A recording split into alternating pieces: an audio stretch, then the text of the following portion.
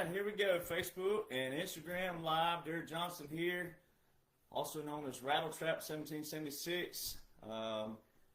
Real quick, straight out the gate, make sure you're following the correct pages. You can find that on my link tree, linktr.ee/1776 Nation.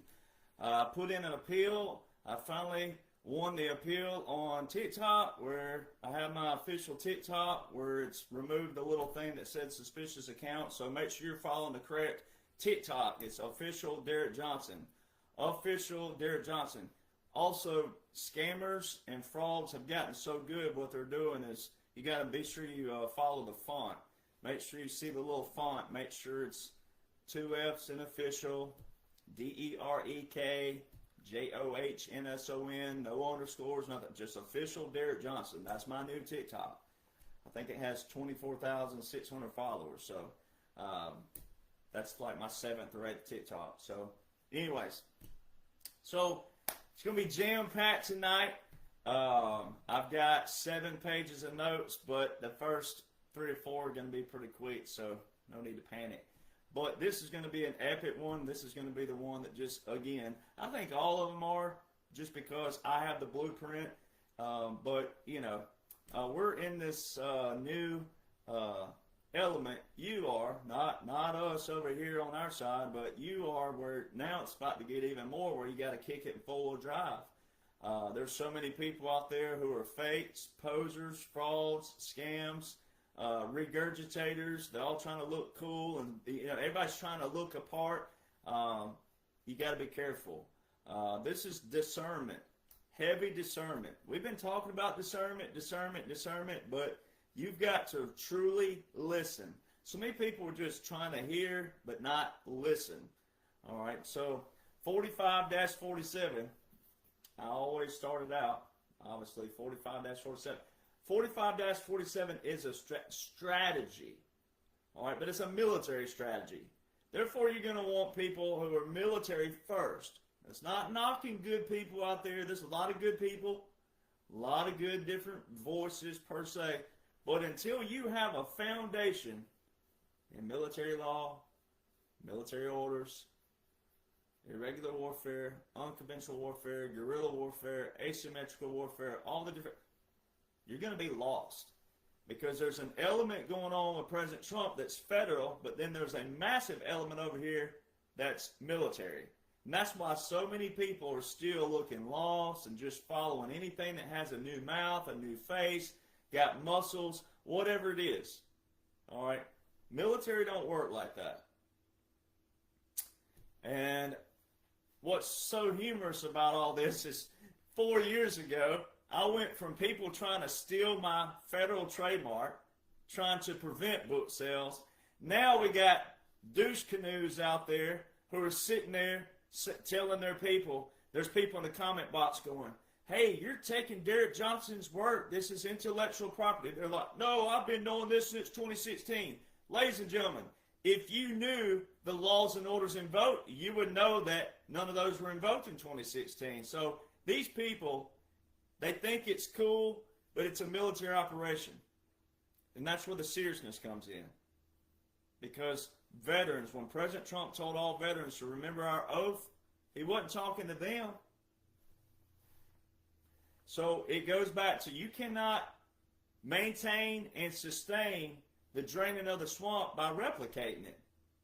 And a lot of these people out there that a lot of quote-unquote patriots are following, guess what they are? Swamp. They're another layer of fake news. That's all they are. They're the same thing that President Trump talks about. It's just not on CNN or Fox or any of these others. It's a new element because we have internet. And quite frankly, I think it's worse because it is internet. At least the TV you can turn on and turn off. Most people don't watch it 24/7. There's a few out there who do, but most people don't. The internet? Everybody's got their phone in their hands at least 8 hours a day. And because we're in such a popular environment to where every day people wake up wondering what President Trump said and go to bed wondering what he said, which means transparency, and it's popular. So that's what's taking place now. Everybody has a phone in their hand, And guess what people are doing? Scrolling videos. It's not how the military works. So discernment. Discernment. It's a spiritual warfare, information warfare, cyber warfare. And there's so much disrespect still out there with a lot of quote-unquote patriots. There's so much disrespect for the military. Because a portion of people out there, oh, the military did this too. They were a part of this all these years. So we have all these different things. Blah, blah, blah, blah, blah. You got to find somebody who knows how to work through chaos. Remains calm. Now, you can show personality like I do, but you still got to be calm. So again, military strategy. Therefore, you're going to want to know someone military. And the strategy is proprietary because I'm the one that wove it all together. If you didn't have me, there may have been another me out there, but guess who has the book? I do. I'm the one that took all the laws, the orders, on both sides of the aisle, military and federal, pieced it all together and wove it together, kind of what President Trump calls it, the weave, everything in between. I took that. You know, President Trump and I have the same gematria numbers, simple and Hebrew.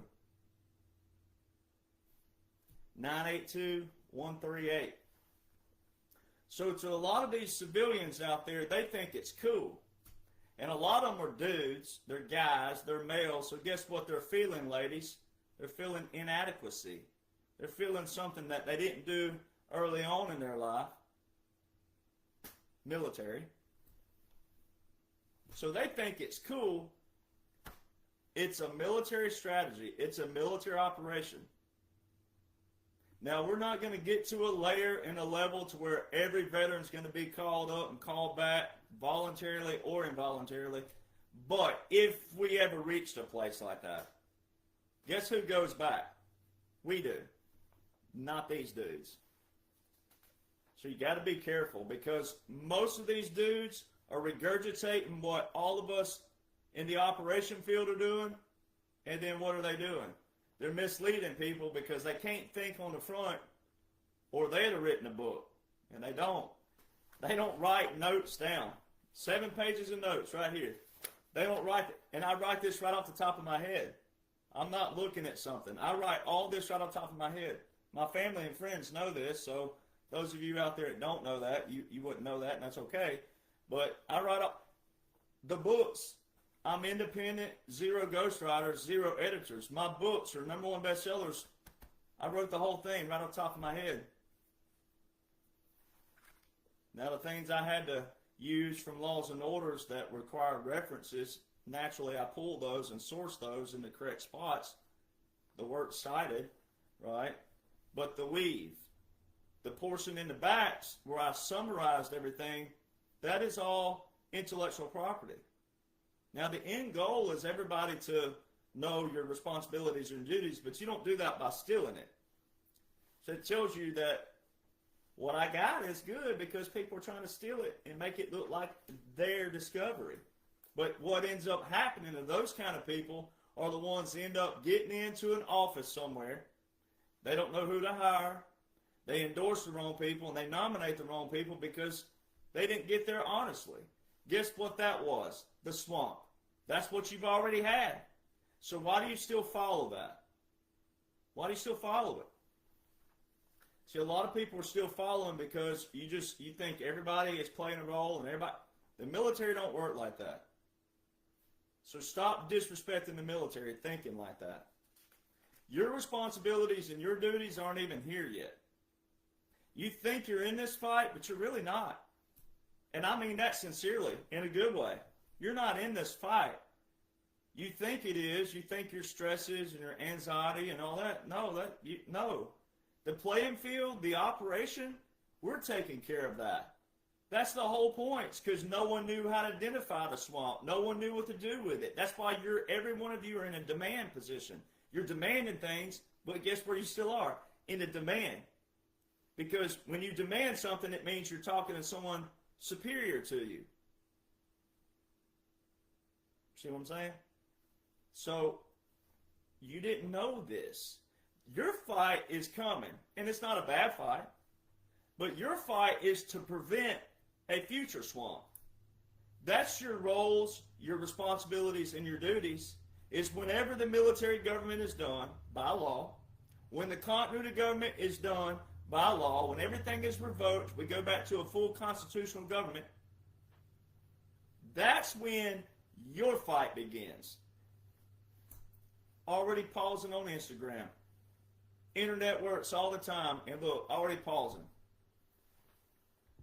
Because they still have operations left.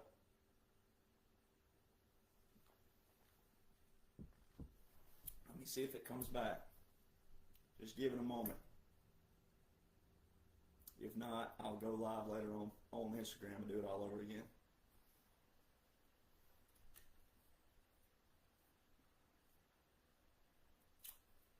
Oh, don't look like it's coming back. There it is. There we go. Ladies and gentlemen, on Instagram, if you will, refrain from commenting too much. They don't save on Instagram later, so if you'll refrain, sometimes that overloads as well. So just listen. No need to be commenting. If you're too busy commenting, you're not busy listening.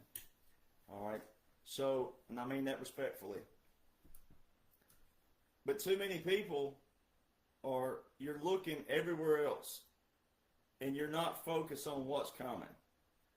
Your fight is going to be your responsibilities and your duties in your neighborhoods, your cities, your towns, your counties, right? Then your state. Then everything federal still stems from your state, because that's where your representatives come from. Your U.S. representatives, your Senate. So if you knew how things worked, you'd realize that more of your role and responsibility and duty is right there in your own your locale, right? Your region. Learn that first, which means learning your foundation, which means learning the three branches of government, learning how things operate and function. Then you prevent the swamp by sharpening your skill sets and elevate your thinking by knowing that, and then you'll be able to tell when someone's a fraud or a scammer or a poser. Because when you're learning every intricate detail that I already know like the back of my eyelids, which I don't have to talk about it a whole lot, then once you have that foundation, you can't be shaken. So this goes back to what I've been seeing a lot all over the internet, like Instagram, especially Instagram.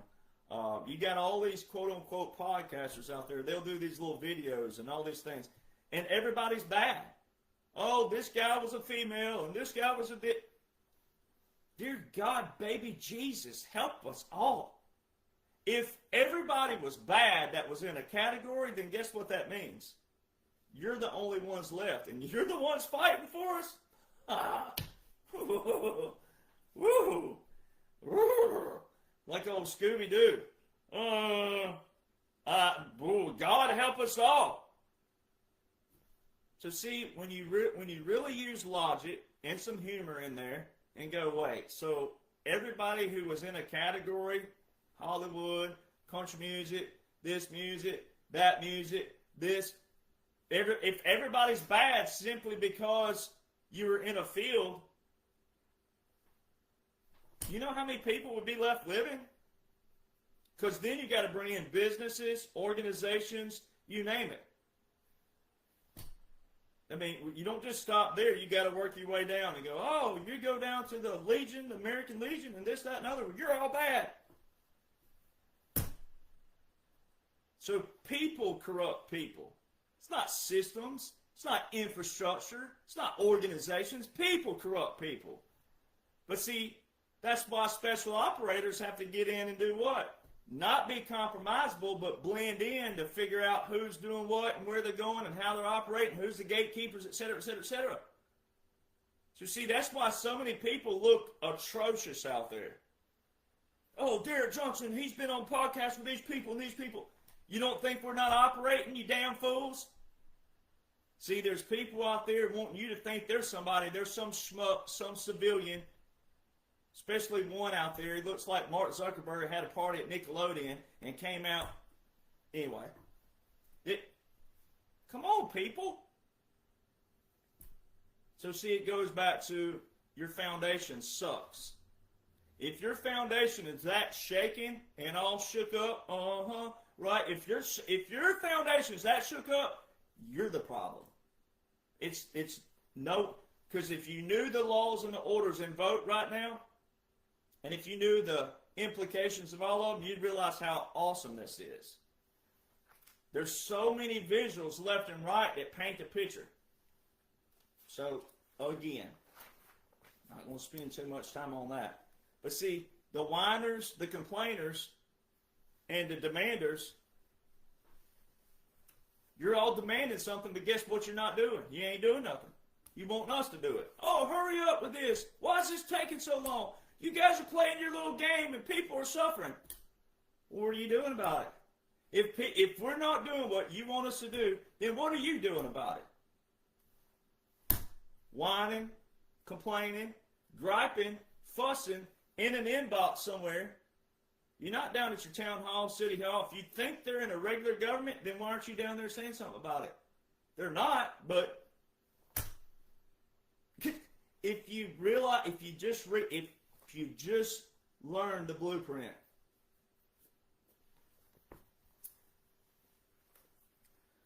So this is going to be a key and a theme topic throughout the night on the podcast. So President Donald John Trump and the military, all capacities, active duty, National Guard, reserves, special operations, contractors, the good kind, civil affairs, every entity, secret military, etc., which are still secret militaries under this, not separate, not out there on their own and separate from this. That's why people make you think they are. They're not. All right, it's still under the umbrella, still lawful. So if President Trump and the military are all bad or playing everybody for a fool, guess what you are? You're still the fool. Because it goes back to your complaining, whining, griping, demanding. So if all of us are playing you for a fool, you're still the fool. And there's not a thing you're going to do about it. See? So if you apply that logic and go, that makes sense. If they were this, and if it was that, and if it was negative Nancy and Debbie Downer and this, that, you're still the fool. So that brings us to the next subject. The rhinos are increased and the never-Trumpers are back. Oh, what do you know? All the Debbie Downers and negative Nancys that didn't want to vote for him but had to because they were Republican all their life. And I've been a conservative all my life. They had to vote for him because they wouldn't vote for the other. It still shows that they don't know what's going on lawfully. So look at the left out there. The left are using Bible verses, manipulating the Bible. They're being blasphemous. And most Christians are looking like who? Doubting Thomas and Judas. You ain't reading from the same Bible I am. I know that for sure. You might want to go check out Zechariah chapter 8. A lot of you claiming to be Christians, you ain't. The Bible has a verse for everything. It says, not all who cry, yeah, yeah, Lord, Lord, will enter the kingdom of heaven. We all can't be going to the same place. Not with some of y'all heathens out there acting like you acting. Even if you weren't a heathen, you think I want to sit by you? Oh, man, the world's falling on me. I hope heaven does have layers. If we're all going to heaven, then I hope it's got layers. And I don't even care if I'm on the very bottom. Just as long as I'm not with the negative people, the Debbie Downers, the whiners, the complainers, the fussers, and all that. I don't care if I'm on the bottom. The next closest layer to the other side. Just as long as I'm not with all you negative people. who simply will not read and study the blueprint. That's all you need. Now, I know some good people out there. There's some good, but in reality, we don't need everybody in the dang mama with a mouth and a voice and a screen. You need a life out there. The reason why people like me are on a screen is because we've been put back in a role and a duty. President Trump said, remember your oath, veterans. Our oath don't expire, but especially retirees, it don't expire. And we don't want it to expire because we love that. And especially if certain circumstances put us out of the military for other reasons, but we get an opportunity on the outside, even better, baby. So that's why so many people are looking seditious. Americans think they're educated on what? A man-made system? There's that man-made system again. People go off to college, professors. It all depends on that professor. They're a person too, and their ideology and their philosophy is what your children are learning. If you learn the professor, even if they're the most far left liberal and you're the far right conservative, if you learn them, like say if it's an essay test, as long as you learn that professor, you can BS your way through that paper and side with them on everything. Oh, A+, circle. All you got to do is learn the professor. That's a simple trick to if you just want a piece of paper on your wall, because society has deemed that way that you have to have that. So learn the professor. Real simple. But that's what most Americans are calling themselves educated on. They don't know a single word from a single sentence of a single paragraph of a single law invoked right now. Not a single one of them do. Then they can't take that law, if they even did know a law, a single law, they can't take them and piece them all together like I've done for you. Off the top of the dome right here. Right? It's also why the regurgitators look crazy too, because they're not an originator. Which ultimately, again, leads people astray. So if you're in it for the right reasons, if you're in a position, you're here for people. That's why I get an attitude sometimes for you. Not at you, but for you. Because I know, and I would actually do you an injustice, knowing all that I know. I'd be doing you an injustice if I didn't do this for you. You know, I could turn in my badge at any time, by the way. I could completely say, I'm done, sayonara, adios, goodbye. I could do that if I wanted to. Everyone out there in my kind of position could be like, deuces. But we love it. We love you. We love it. We love that feeling right here. Right? It's okay to have nostalgia like President Trump talks about. He said it in a press conference yesterday. He said, well, I have to brag on it because no one else will. Right? There's our personalities. There's our gematria. So it goes back to, if all the people are corrupt simply due to categories, you'd never have fighters for humanity. So it goes back to, you got to choose your line out there. What line do you want to be on? President Trump told the deep state that almost 10 years ago. Choose your line. Pick your side on the line and stand on it. And when it comes your time to fight, it's better to stand on your other side and fight than it is to be a coward and a flip-flop. Which are what everybody does when President Trump fires somebody or they get removed for something. Just like that, they're a turncoat. They're teaching you how to sharpen your skills, elevate your thinking, identify all those who talk like you, look like you, act like you, but ain't you. They say all the right things to get elected. You've got to elevate your thinking. And someone like myself is trying to empower you. So if I get mad, or it sounds like I'm mad, or whatever it is, attitude, it's because we care about you. And sometimes you need a little kick in the rear end. A little boost. Then all you Christians out there, what's the Bible say? Fear not. The Bible talks about fear not all all over the Bible. Fear not. Yea, though I walk through the valley of the shadow of death, I will fear no evil, for thine art with me. For I didn't give you the spirit of fear, but of love, power, and a sound mind. Do I need to repeat that one again? Do I need to preach a little bit more? I didn't give you the spirit of fear, but love, power, and a sound mind. You see the sequence of those? Love, which makes you humble and kind and patient and not quick to react, real just peaceful, calm. Love, power, which means you have control of yourself, your thoughts, your feelings, your emotions. You have control, and a sound mind.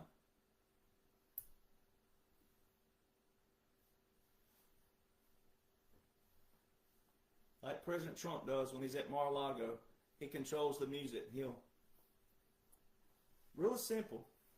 So it's that quote out there that I repeat all the time, and it's not mine, but insanity. Insanity is doing the same things over and over and over again and expecting different results. So why are you still watching all the people who make you mad, frustrated, confused, sad, angry, bitter, unhappy, uncontent? Why are you still watching those people? You don't need these people. And I don't care if it was someone that I know personally. You don't need them. If they're making you feel that way, you don't need them. The only thing you need in your life is the blueprint. But you don't need to be watching the people out there stealing it either. I have a very, very key proprietorship. Mine leads you to love, power, sound mind, freedom, to the right side.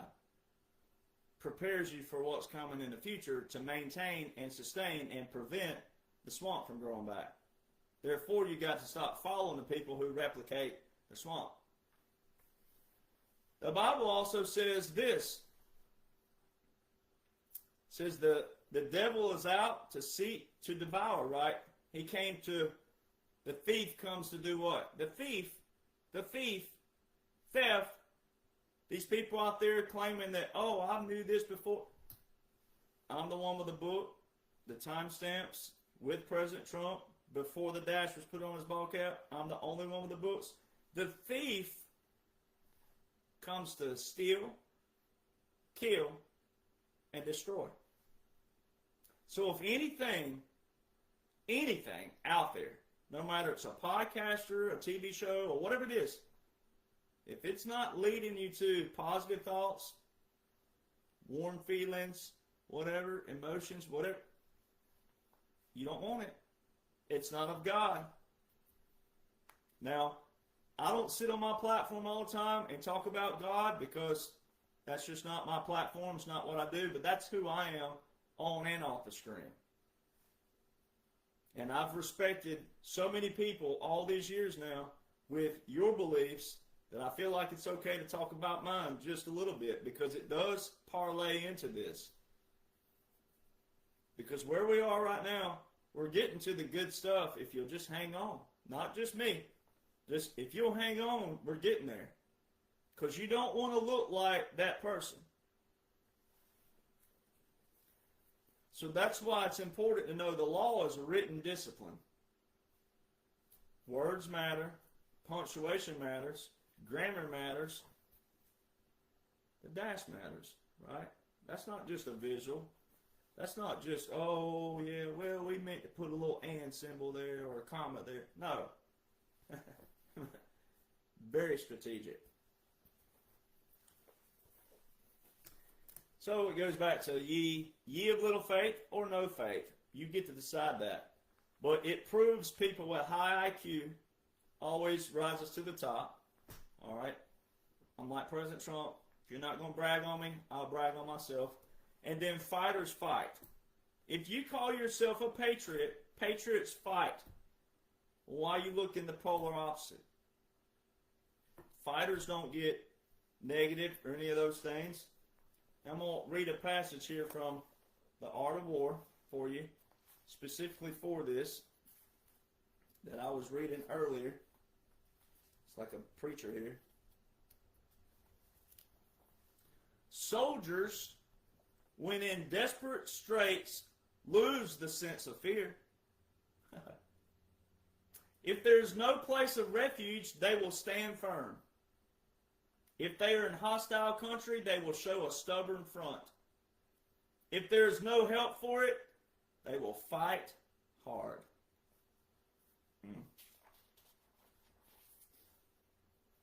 Throw your soldiers into positions whence there is no escape, and they will prefer death to flight. If they will face death, there is nothing they may not achieve. Officers and men alike will put forth their uttermost strength. Your faith is no good unless you're tested. If you're walking around and you're some Christian by mouth, that's all you are.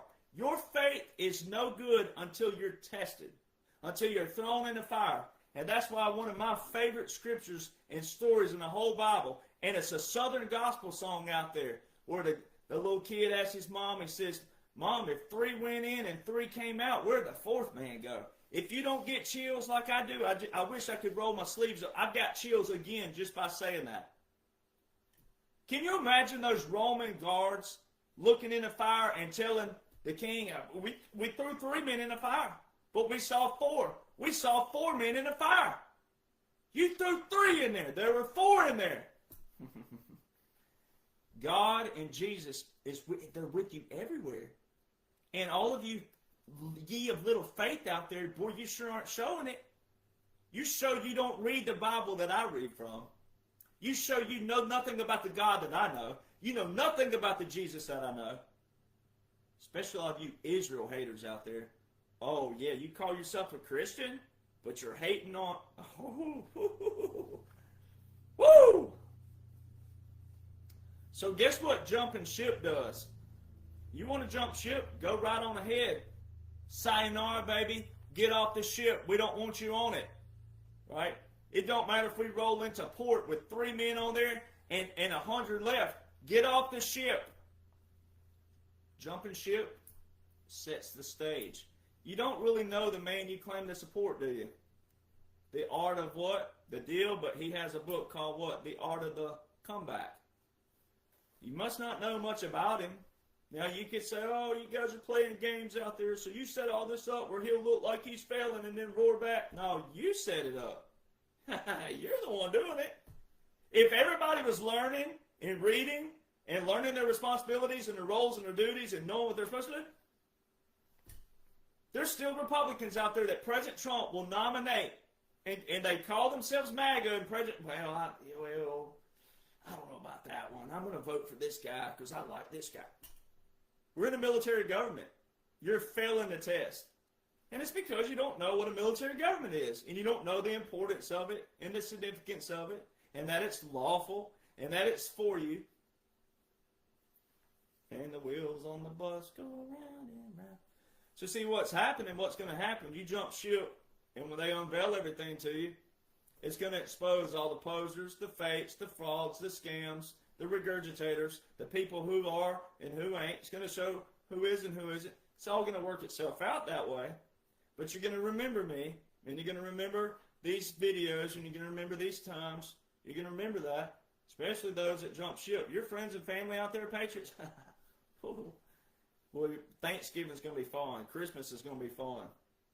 You know, and all you got to do is just sit back in the recliner like that. Yeah.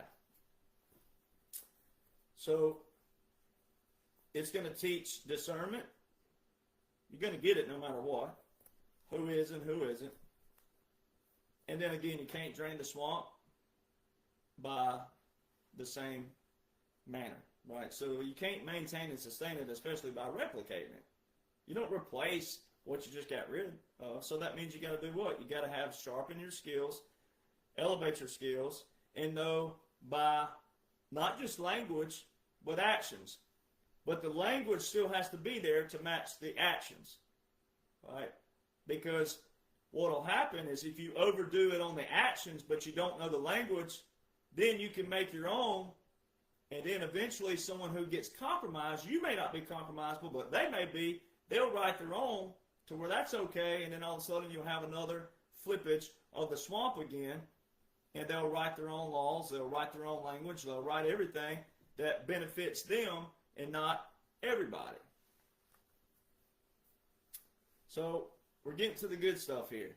The world is about to get a big old butt whooping. That's what the world's about to get. What you call chaos, we call buckle up, buttercups. It's about to be fun. So, how am I so accurate? I get that a lot of times, and let me get something here. I want to make sure my phone is plugged up here where it'll last for Instagram. It's not wanting to right now, but let's see here. There we go. How am I so accurate? People ask me that all the time. How am I? Well, one, because I was chosen.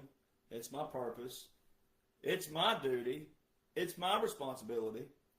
And then all your other factors of growing up and my family, my lineage, etc., then my experiences in life, right? What I've done and who I've been around and who I know and who I'm working with and who I'm working for, etc., right?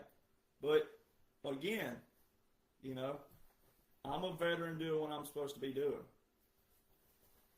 Which is why it's even more humorous to see all these low IQ civilians out there, guys mainly, right? Low IQ. They're claiming to be, oh, we're a part of it. No, they're not a part of it. You don't trash a veteran. Let me go ahead and tell you right now.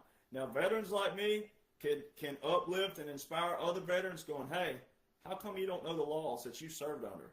How come you don't know the orders? How come you don't know regulations? That's not trashing a veteran. That's scalding a veteran, but that's not trashing. Trashing a veteran is where there's a civilian out there using all kinds of false accusations and everything else out there about me when they're a civilian and I'm a veteran with current Department of War credentials, which means President Trump's Department of War. That's even funnier. There are people out there. So how am I accurate? Well, again, divine purpose. So 4 men. 4. 1, 2, 3, 4. 4 men wrote every bit of why we're sitting here right now. 4. James Madison, John Jay, Alexander Hamilton, and Thomas Jefferson. Those 4 men are responsible for drafting the Declaration of Independence, the Constitution, the Bill of Rights, and the Federalist Papers. 4 men out of 2.3 million population back then. When you divide 4 by 2.3 million, guess what number you get? It's like decimal point 0.00000 something. 17. I can close that case. So then you go back to Moses, Noah. Now, you don't have to believe the Bible. Not here to, this is not that conversation.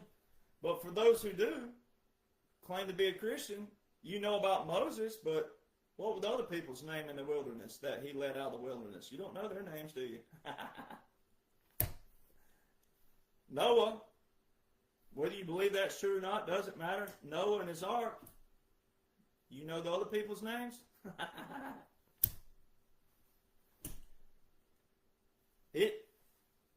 It's that simple, right? So it goes back to your attitude then. Now it goes to your attitude. Your attitude will reflect what kind of person you are. Every bit of what I talk about leads you to a .gov or a .mil site to elevate your thinking, sharpen your thinking, empower your thinking, and show you a blueprint. Now it is intellectual property, yes, but that don't mean you can't know it. What you can't do is go out there and make it sound like it's yours and your discovery and, oh, these people over here don't know Derek and I can make it look like it.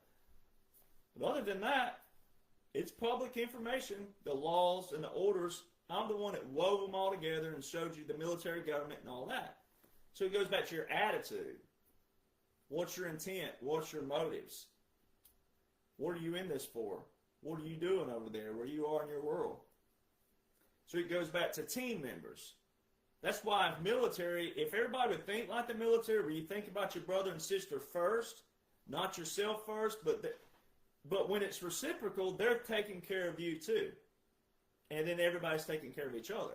Versus a one-man band where you're like thinking about yourself first and your little family, right? That's okay in another manner. But if you look at it like this, if you're married, not married, whatever, paused again on Instagram, hang on. So if you're married, right, and you got 2 children, well, if your neighbor across the street is looking after you and your children, and then you're looking after them, right, naturally you're going to be, if you're a good mom or dad out there or whatever, good husband, good spouse, whatever you are, if you're doing what you're supposed to be doing, you're doing that anyway. But your nest is already your nest. But if everybody will treat it like mind your own business in another manner, clean up your own backyard, but when it comes to security, safety, neighborhood watches, all these kind of things, if everybody will pull their weight like that and do unto others and all the other rules we have and all the other different things, pretty simple stuff, right? So here's the other thing about someone like me. You got to go to what the Bible says, especially if you're a Christian, you got to look at the fruits. You look at fruits and consistency. Well, I'm going on now, August will be 4 years that we've been here together, August 24, 2022, platform-wise. I already had the documents out there for family and friends, so that's time-stamped already. But you look at consistency and fruits. If I was wrong about something, I'd already be done because every bit of what I have is still a public law. I'm just the one that wove it together, right? So that's what's proprietary in mine, right? My thought processes and how I put that together, that is mine, forever mine. No one can take that. But the laws, the orders, the documents, and all these other things are out there, legal documents, pardons, treaties, proclamations, etc. They're there for you to read. So if I was wrong about something, I'd already be wrong because there's so many people who have read and studied and applied and then looked at my blueprint and go, whoa, this is a strategy. It is a blueprint. And then I had a message earlier, like, man, 3 to 6 days, weeks, months, and years ahead of everything because it is a special operation. Now, everything that was covert and clandestine is still under law. It's not secreted the wrong way like the Bible talks about. It's still under law. But once it becomes visual, we break it down to you. I break it down to you. But me and my colleagues, all the colonels, one general I've been on with, but we break it down to you that way. Showing, well, this would have been covert or clandestine. Now it's made visual to you.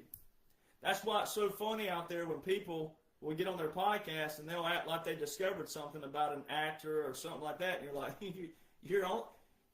you discovered it because it was made available to you on a Google search. You're not the originator, right? So that's the stuff out there that shows you people just want a name and a face. I said it first. It was me. Well, their stuff don't empower you. It don't uplift you. It don't sharpen your skills for prevention. It may sharpen you. So you may like, oh, well, this actor did. Well, if it's true, then it may be a revelation, but that's not a prevention. Revelations are hindsight. They're not, but prevention is how you sharpen your skills and elevate your skills to be able to see and hear the fruits of the people before they do something. Very key. So it goes back to you got to read, study, comprehend, and apply. Rinse and repeat. Read, study, comprehend, apply. Make it applicable. Knowledge is not power, it's the application of it. So laws and orders, you hear it all the time. I'm not a law and order guy simply because it's a law. There's a lot of bad laws out there that need to be abolished. But these laws and orders are the only ones you need to know right here. What makes this right here, and I put the brackets. But if President Trump didn't use laws and orders, guess what would happen? It'd be chaos. So this is where we get to the good stuff here. The Constitution is not what you want to use as your personal defense. Ladies and gentlemen, you hear people out there, we got to protect the Constitution. The Constitution's fine. The Constitution ain't going anywhere. It ain't going nowhere, it's not going anywhere, and it hadn't gone anywhere. That is not what you want to use in your argument of your defense. Not the Constitution. The Constitution is a framework. It's a prescription. It tells what the Article 1, legislative, Article 2, executive, Article 3, judicial. It shows what they're to do and how they're to do it and when they can do it and all these other things. Is it something that they prescribe, make up, or is it already written in the Constitution? Other than that, you need to know the legislation, laws, legislation. A bill is presented, and it becomes a law. It gets puts on the floor, right? You see the votes and all. You need to know all those processes, which is why Mr. Smith Goes to Washington is something you can get your feet wet with. It's a movie. Legendary James Stewart, who was also a brigadier general. All right? So you don't want to use the Constitution because I show you the laws and orders that have already been passed as prescribed by that Constitution. We don't have to abolish those yet because there's some good laws and orders we're using. That's perfectly fine as prescribed by the Constitution. So this is why when President Trump says we have it all, we've caught them all, why are you jumping ship, ye of little faith? Why are you never Trumpers looking so crazy right now? It shows you have no faith. It shows you have no faith in God. It shows you have no faith in the military. You have no faith in President Trump because you don't have a foundation. We are using all of their overreach and abuse through the years with unconstitutional laws against them, like the War Powers Act. It's unconstitutional by constitutional standards, but there's a way to use it against them to where you basically reverse the code out. You use their system against them, and then once you show that to the people, then it makes the people aware of the corruption that was already done. So President Trump, example, was in a press conference just yesterday. So today is March 29th, yesterday. Maybe over a day now, maybe 2 days. It's either 2 days or yesterday. But he specifically said, they want to call it a war, but it's a military operation. It's a military conflict. And then he said, I use that for legal purposes. I say that for legal purposes. Ladies and gentlemen, the only thing lawful that would back up the military operation verbiage and conflict verbiage is the Law War Manual. And then what's under it would be your military, government, and martial law handbooks. All right, and then also this book here, very key as well. Let me get this here. Military law and precedents. Got a glare on it. Trying to get that glare. Now, this right here is Colonel William Winthrop. He was known as a guru of military law. So these two books right here prove Americans, I won't use the words tonight. I told myself I'm going to make me a little swear jar, but not the wrong kind of swear jar. I'm not going to say the word stupid, dumb, morons until I can help it. These books prove alone that Americans know nothing about anything. That old saying, much ado about nothing. These two right here, and it's little font. It's not big words in here, so it's a lot of reading. This is what I've been reading my whole life.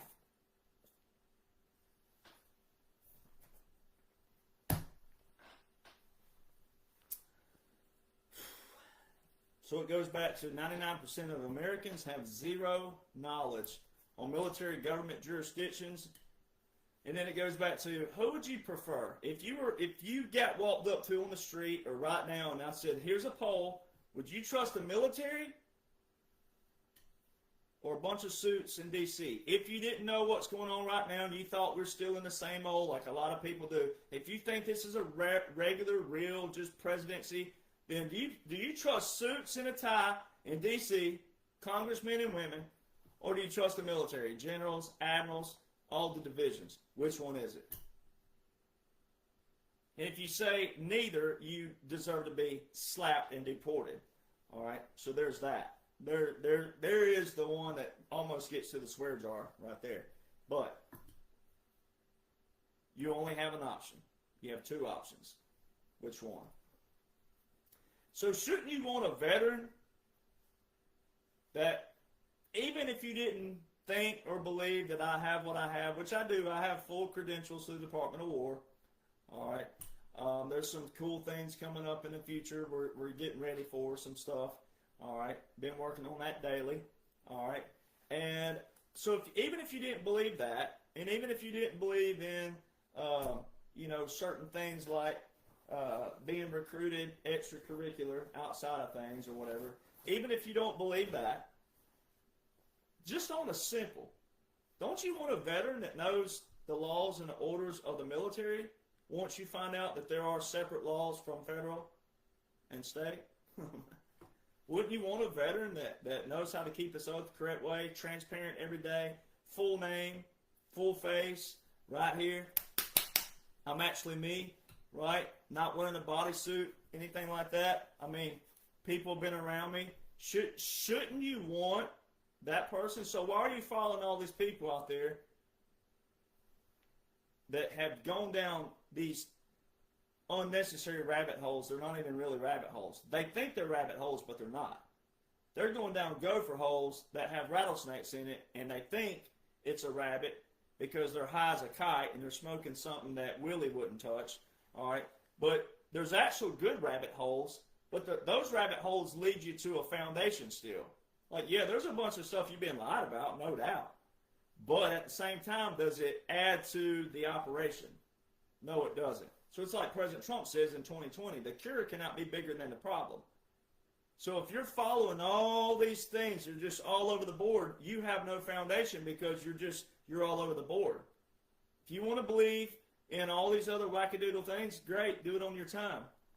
But your attitude is reflected upon the fact if you have a foundation or not. Your foundation can't be wackadoodle things because that's not how the military operates and functions. That's not how real fighters operate and function.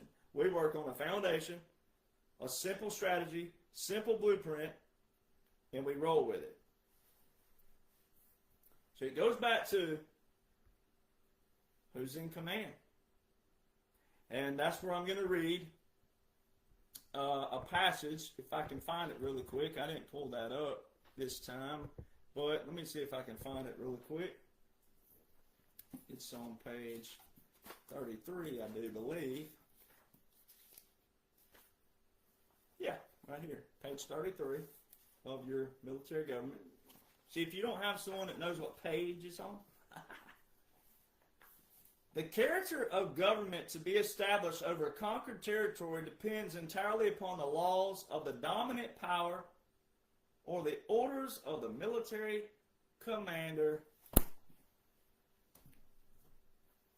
So, I mean, again, there you go. Real simple stuff. Now, that won't mean anything to someone who doesn't know laws, orders, military laws, federal laws, and how they can join. That won't mean a thing to people out there. So, but once I break it all down, you've seen me break it down before, then once you've got to apply those and only those. The visuals, and why didn't quote-unquote Joe do this, which is what we're getting to tonight, It's what, quote unquote, Joe didn't do that actually solves the puzzle. Real simple. So you're not going to know that until you do know that military government is lawful. The president can most certainly declare war without the Congress, which I'm about to read. All right? Which, let's just go ahead and read that.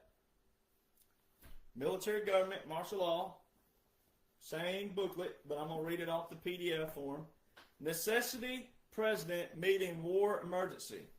While the formal declaration of war can only be made by Congress, it becomes necessary sometimes to prosecute hostilities without such declaration. The president then must act for the time being at least independently of Congress. The executive power is vested in the president. Real simple. Now let's read this other passage here. When the president proceeds to use military power of the nation for the objects mentioned, he does it independently of state authorities. When necessary, he moves the troops to the threatened district. It may be against the protest of the state authorities. He uses the requisite force to sustain the law, suppress rebellion, or repel invasion. The law entrusts his judgment the determination of the question how much force the occasion demands. He is expected to meet the crisis. He takes his measures accordingly, and if the condition of affairs be as such as heretofore in this work has been pointed out as justifying the enforcement of martial law, it will be his duty to enforce it.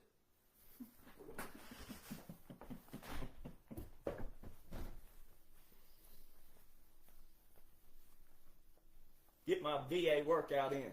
Get my physical therapy in.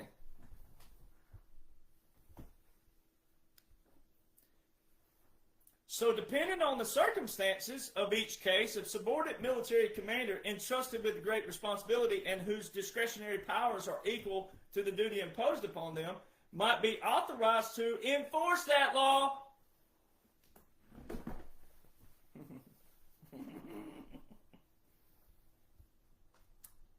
So much fun. Then you got to know the 3 different kinds of military jurisdiction. You've heard me read it, but we're doing it in this order.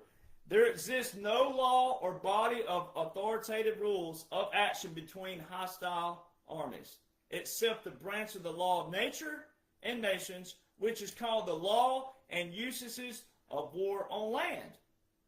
But then it goes on to say this right here. By the term law of war, it is intended that branch of international law which prescribes the rights and obligations of belligerents, or more broadly, those principles and usages in time of war define the status and relations of the enemies. So let's go on down.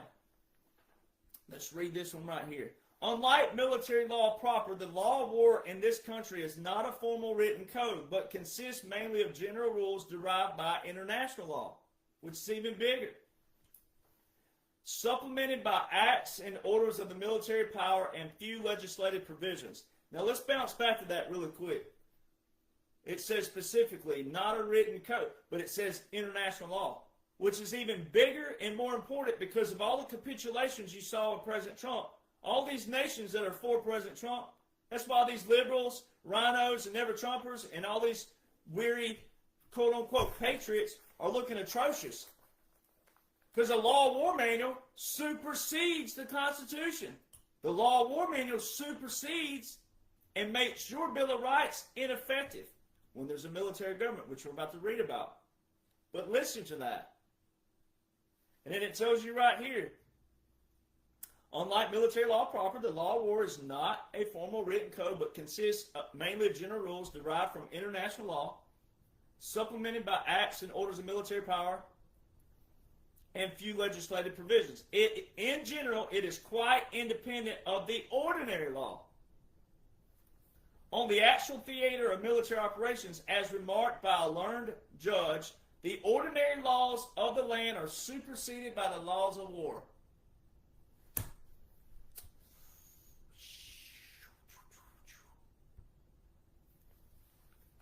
Then let's go to the other Here's your actual 3 military jurisdictions. By military government, it is meant that dominion exercised in war by a belligerent power over authority of the enemy invaded and occupied by him and over the inhabitants thereof. And it goes on to say, right here, there are under the Constitution 3 kinds of military jurisdiction. So see, when someone says they support the Constitution, what did that just say? There are under 3 kinds of military jurisdiction. One to be exercised in peace and war, another to be exercised in time of foreign war without the boundaries of the United States, or in time of rebellion and civil war within states or districts occupied by rebels treated as belligerents. And a third to be exercised in time of invasion or insurrection within the limits of the United States. Now let's read the others before I make a comment on that. The first of these may be called jurisdiction under military law, and is found in acts of Congress prescribing rules and articles of war, or otherwise providing for the government of the national forces. The second may be distinguished as military government, superseding, as far as may be deemed expedient, the local law, and exercised by the military commander under the direction of the President, with expressed or implied sanction of Congress, while the third may be denominated as martial law proper, and is called into action by Congress or temporarily when the action of Congress cannot be invited, and in the case of justifying or excusing peril by the President in times of insurrection or invasion. Now see, this is where people don't listen, because one video of mine could solve everything. In reality, I wouldn't need multiple videos. I love doing it, but in reality, if people listen one time to the blueprint and the strategy, they wouldn't need any more. Because right up there, where I was talking about says it right here, rebellion and civil war, insurrection, guess what the liberals would say? Well, you're actually reading that, because that's what happened in J6. No. Precedent comes first. President Trump started declaring over and over and over in March of 2020, we've been invaded. We're invaded. We're fighting an invisible enemy. We're invaded. We're invaded. We've been invaded. Our gravest threats are not abroad, they're within. He repeated this over and over and over. But guess what happened to you out there, ye of little faith? You were all caught up in your feelings and your emotions of COVID. Oh, COVID. They took the word flu and put another word in for it. Bam. Lost everybody. So a lot of these people right now are the ones who took the hokey pokey, right? And that's why they're acting like a bunch of ravaging honey badgers who hadn't had a meal in 3 weeks. Because the hokey pokey is running through their veins, and they better be careful. That flash ain't going to be fun. So see, it tells you right there, real simple, which I know this stuff, but so simple. It tells you 2 different prescriptions of Congress. So that's why President Trump just said in his press conference yesterday, he said, I don't need authorization. One, he don't need it because the original Constitution gives him that authority and that power. Military government, military law, military jurisdictions are supported by the Constitution, not the other way around. They're supported. Our military laws and precedents and military government is supported by the Constitution. That's why law is important. Language. Law is a written discipline. These support you, and then the Constitution supports these, and then we're the last line of defense and we're the first line of defense. This time around, we're the last line of defense because Congress was abusing their powers all these years. But we're taking all their laws, quote unquote, their abuse and their overreach and using it against them. Because specifically, it was a Democrat House, December the 20th, 2019, that passed the 2020 NDAA, but Section 1550 came from that 2020 National Defense Authorization Act, and it's housed in the War Powers Act temporarily. what does it say right here? Martial law property is called into action by Congress or temporarily when the action of Congress cannot be invited. Oh. See, people don't listen. People don't read. People don't study. People don't study the terms first, definition second, then the application of those. But you got to be military and have a mind like mine to really be able to present it to people and then show you where to go and then go read it. Bingo. December the 20th, 2019, Section 1550 was that authorization. March 13th, national emergency, verbal. March 24th, that's when they had all out in articles all over that, oh, President Trump's going to install a general in case the law breaks down. That's not the right phrasing and terminology, but that was them being able to implement things. And if you knew, you knew. But if you didn't, well, you weren't going to know anyways. Generals were already there by pay grade and military service. All right. Then that general specifically was the general of Northern Command, which specifically runs the portion of the military that ties with the continuity of government. March 27th, Executive Order 13912, President Trump federalized 1 million reserve components to active duty. Title 10, Section 12302. All right. April the 1st, Southern Command launched the operation in the Caribbean that everybody thinks just happened the past year in Venezuela. No, it was launched April the 1st on Southern Command's website, .mil.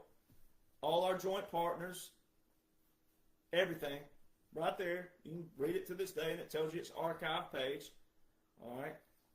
And then April the 30th, President Trump, Executive Order 13919, he invoked Title 10, Section 12304, which is a 2-year requirement, meaning it's 2 years in advance. Meaning like if it's training or whatever, it's a 2-year in advancement. It means preparation. In that executive order, the very language of Western Hemisphere, counter-narcotics operation in the Western Hemisphere. Guess what verbiage is specifically and exclusively tied to Venezuela and Cuba and the Caribbean? That executive order way back then. There's no other executive order like that. July the 1st, Canada, Mexico, President Trump ended NAFTA and established the USMCA, the new trade agreement between Mexico and Canada. Easy peasy. All right, September the 15th, 2020, the Abraham Accords, which are what's operating right now in the Middle East. President Trump said we're adding more, and there's going to be people who are not even in the Middle East who want to be a part of it. Come on, people. October 2020, we have it all. We've caught them all. November the 4th, 4-star general put a tweet out that we're working, our National Guard are operating with our joint partners and joint commands all around the world, the cyber commands, the big commands, ladies and gentlemen. Not little bitty units, the big command. Our National Guard are working with cyber commands and the National Security Council with our joint partners all over the world for elections. November the 12th, Executive Order 13959. President Trump declared a national emergency. That's the ones that froze all the assets to people like Mark Zuckerberg for what he was doing on Facebook and suppressing this, and Jeff Bezos and Warren Buffett and all these other people. You got to go back and study my work on that. December the 7th, Executive Order 13961, Invocation of Continuity of Government, Federal Mission Resilience Strategy. December the 7th, 2020. December the 10th, 2020. The most recent, as we speak, the most recent to March 29th, 2026. The most recent order of succession within the military domain of the Department of War. Every president had one except for quote-unquote Joe. The most recent is Executive Order 13963 from December the 10th, 2020. December the 14th, President Trump filed a Supreme Court case via the state of Texas versus 7 swing states of 2020, who just happened to be the same 7 swing states of 2024, which he won all those. But there's a court case in between with the Supreme Court. So military government supersedes supersedes the Constitution and the Bill of Rights. Now let's read that. Military Government and Martial Law, same book. The earliest amendments to the Constitution are in the nature of a Bill of Rights. That unquestionably is what they were intended to be, and unlike the privilege of writ of habeas corpus, or habeas corpus, however you want to pronounce it, there is no expression provision in the Constitution for suspending, under any circumstances, the guarantees of life, liberty, and property therein contained. If, however, war intervenes, they remain available only subordinate to military necessities. Otherwise, war cannot successfully be prosecuted. The existence of martial law may suspend these rights or continue them only so far as their existence is compatible with military exigencies. Which you're going to have fun with that word, because it's exactly how it sounds. Not exigencies, but exigencies. It's a fun word. Have fun with that one. Try that one with Siri. Here, the military commander, in the first instance, must be the judge. And all within the limits of his authority must, for the time being, submit to his decisions. Boy. So watch this. The 1798 Aliens Act that the Supreme Court ruled President Trump could use, guess what it does, ladies and gentlemen? It's not only the Aliens Act, it's the Seditions Act. Guess what, all you regurgitators out there? If you're actually doing something behind the scenes, making it look like you're sewing on the front, you're stealing all my work, especially my work that helps people out, and you make it look like yours, but you're actually doing something back here, guess what happens? Your Bill of Rights is suspended, because we're in a defined military government. The laws show this. You know what that means? Well, so see, SCOTUS ruled that President can use the 1798 Aliens and Seditions Act. The seditions portion back then put people in jail for writing things against the military and the government. Well, if you were doing what you're supposed to be doing and not doing something back here, tricking, deceiving, and all these other things with the people, you probably wouldn't wind your little happy butt in jail. But see, that 1798 invocation, and then also the Supreme Court clarifying, guess what the 1798 Aliens Act does? It suspends the First Amendment and the Fifth Amendment. So when I can show you in law, by law, that we're in a military government, and the military government tells you that the Constitution is suspended in your Bill of Rights, and then the 1798 Aliens Act is invoked, and the 1798 Aliens and Seditions Act suspends the First and Fifth Amendment, that is pure validation. Which means if you are doing something back there, and someone like me says, hey, this person here, and this person here. I already have my credentials to the Department of War. I already have a Department of War identification number as a retiree alone.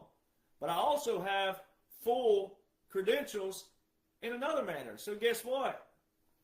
When there's a defined operation going on by laws and orders of our land and our international law that applies to this, you don't want to be messing with someone like me, and I'm just a low man on the totem pole, but I have the credentials.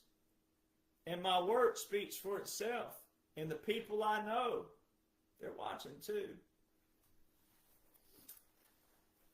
Now look at all the appeals courts. Now all the appeals courts are backing President Trump with the mass deportations, which ties to the 1798 Aliens Act. So there's more validation. We are absolutely in a military government. Now look at all his rallies, speeches. Look at all the rallies. There's no such thing as a midterm rally. Look at all the speeches he made. He talked about Our gravest threats are not abroad, they're within. We've been invaded, we've been invaded, we've been invaded. He said all this in 21, 22, and 23, especially 24, but that was the election year, so that's a lot more visible. He said this in 21, 22, and 23. So this goes back to the undesirability that the Law of War Manual talks about. When people say, well, why and how and why did it do? You're worried about things. Stop. If you're doing that, you're not focusing on the fact that, look, if it looks crazy, chaos, there's someone who has an answer to it. I do.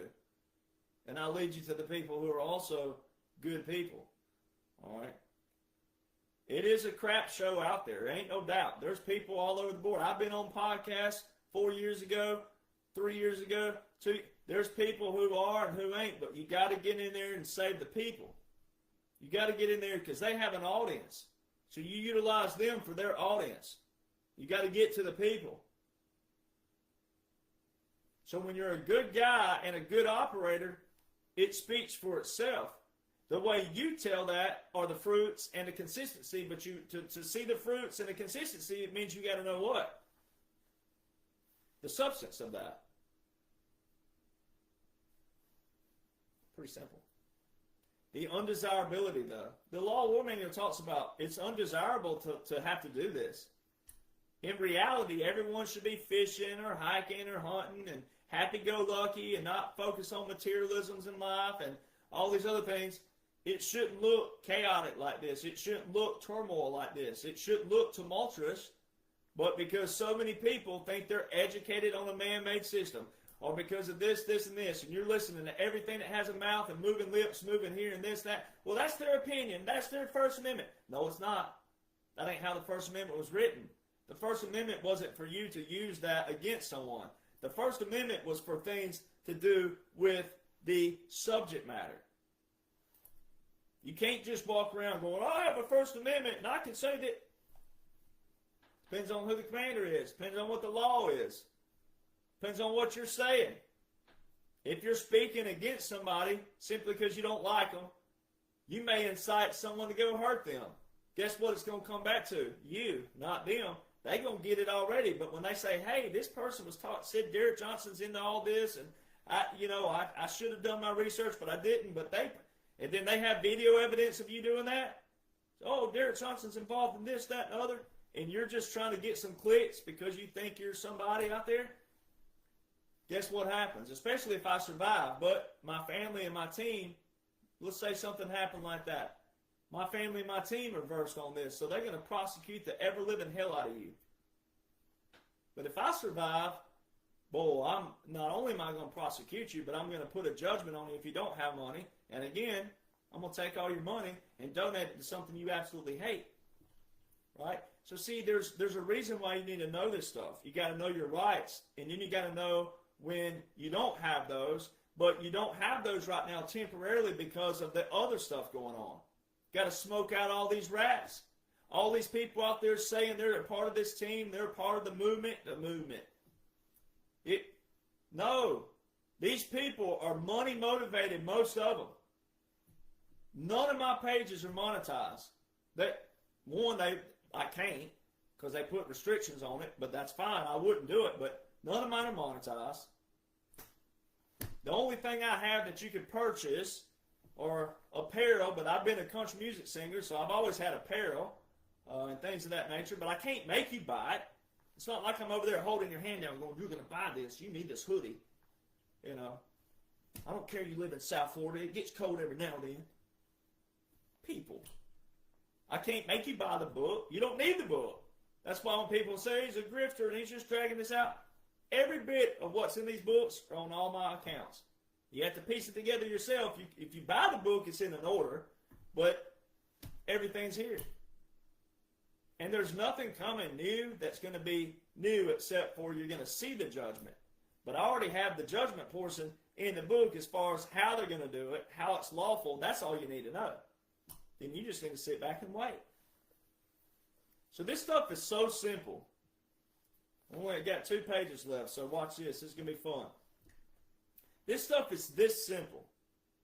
Everything that liberals, rhinos, And now the Never Trumpers back on the ship, off the ship. They're jumping it, but they're on it, and we're like, some of them I'm just going ahead and pushing them. Like if virtually, I'm like, whoop, sorry, whoop.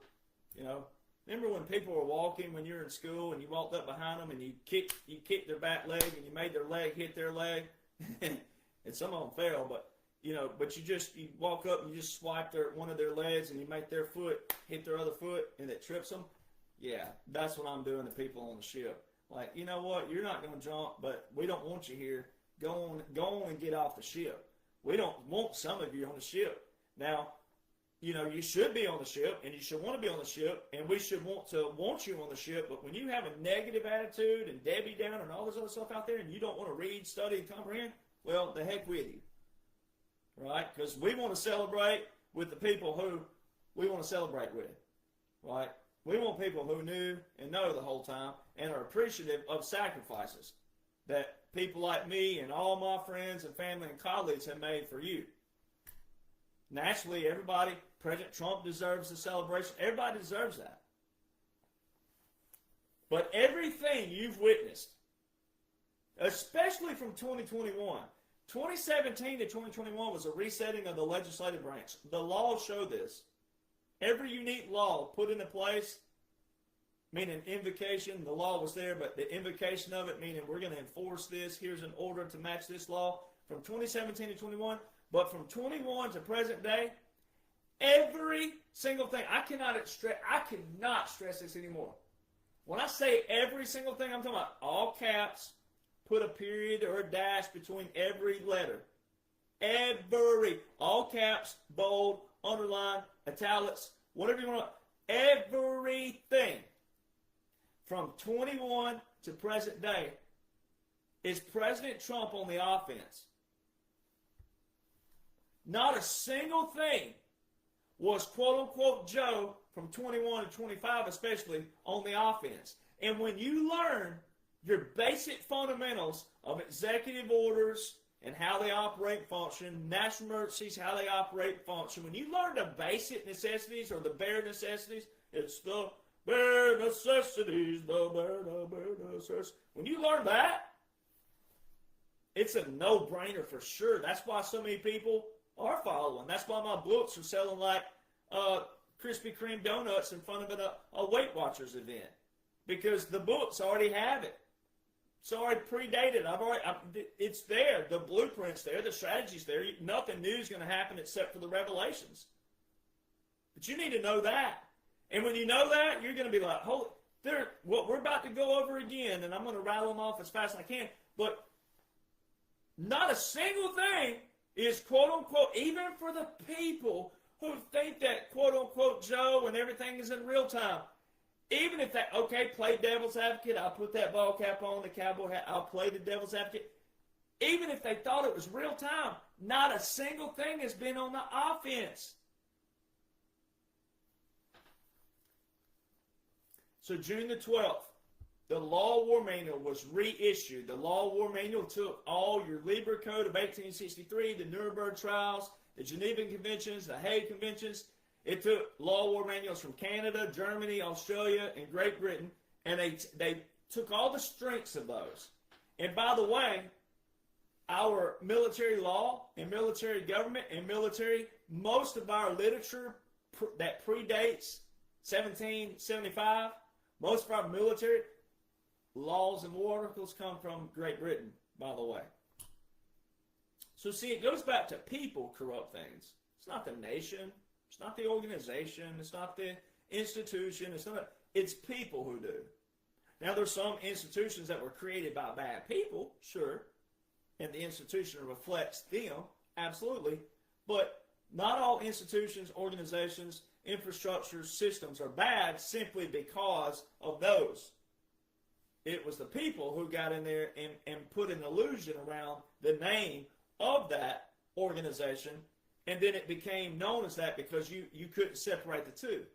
This is where discernment comes in. This is where clarity comes in. This is where logic comes in. This is where common sense comes in. But even if you're common sense based and not logic, or if you're logic, not common sense, it applies everywhere if you'll shut up and listen. I mean that respectfully. if you listen, not hear. This stuff's really simple.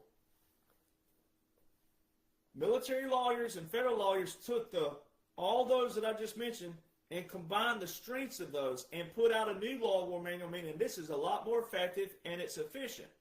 Effective and efficient, more clear. Here's the rights, here's this, here's that, internationally. Then June 16th, 4 days later, so after the new law of war manual was issued, 4 days later, President Trump rolls down the escalator to announce his candidacy. Ye of little faith. You ship jumpers. February 2016, President Trump's on the campaign trail. Obama's somewhere speaking. Guess what he says? Oh, we're going to shut down Guantanamo Bay. Well, he had an executive order that he signed, Obama, way back in 2009. So here that was 2016, 8 years before that. You go back there, he's got an executive order in there. Excuse me, 7 years before that. 7 years before, give or take, depending on the months. I'd have to go back and look at the executive order. But the executive order, now, executive order itself don't shut down Guantanamo Bay. No, but it's the fact that he put it in an executive order to be shut down. Which means an executive order, meaning like if Congress would have acted on the president's executive powers and executive orders, right, then, so February 2016, Obama says this in a speech somewhere, we're gonna shut down Guantanamo Bay, which means date-wise, they would have had from February 2016 to January the 19th, or really, January the 20th, all the way up to 11:59 a.m. Eastern Standard Time. So President Trump heard that, and he was in a speech same day, and he said, oh, by the way, I heard, he said something like a bird chirping or by the word of mouth. He didn't say name, but I heard that someone said we're going to shut down Guantanamo Bay. Oh, no, we're not. We're going to keep it open. And we're going to fill it with lots and lots and lots of bad dudes. That was way back in February 2016, the same day Obama said shut down, President Trump saying, no, we're not. So see, apply the we there. Just that the two little letters of that word, we. We, who's we? Oh, no, we're not. We're keeping it open. So how come Congress couldn't shut down Guantanamo Bay from February 2016 to January the 20th, 2017 at 11:59 a.m. Eastern Standard Time, people? Now, April 2016, unconventional warfare. This is why so many Americans look lost, because they know nothing about the military. They know nothing about military laws. They know nothing about military jurisdictions. They know nothing about the law of war manual. They know nothing about military government. They know nothing about martial law. They know nothing about irregular warfare. They know nothing about unconventional warfare. They know nothing about guerrilla warfare. They don't know anything about any of this stuff.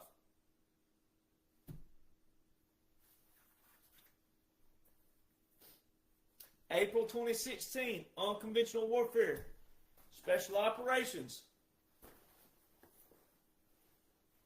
puts out a new pocket guide. It specifically talks about government in exile and a shadow government, which in days of old were a puppet government, and you can integrate the two of those and make it a hybrid warfare, which is what we're now teaching at war colleges. They're teaching more hybrid warfare because we're in a different time. You can take all these different layers of different kinds of warfare and integrate them for different wars, battles, missions, etc.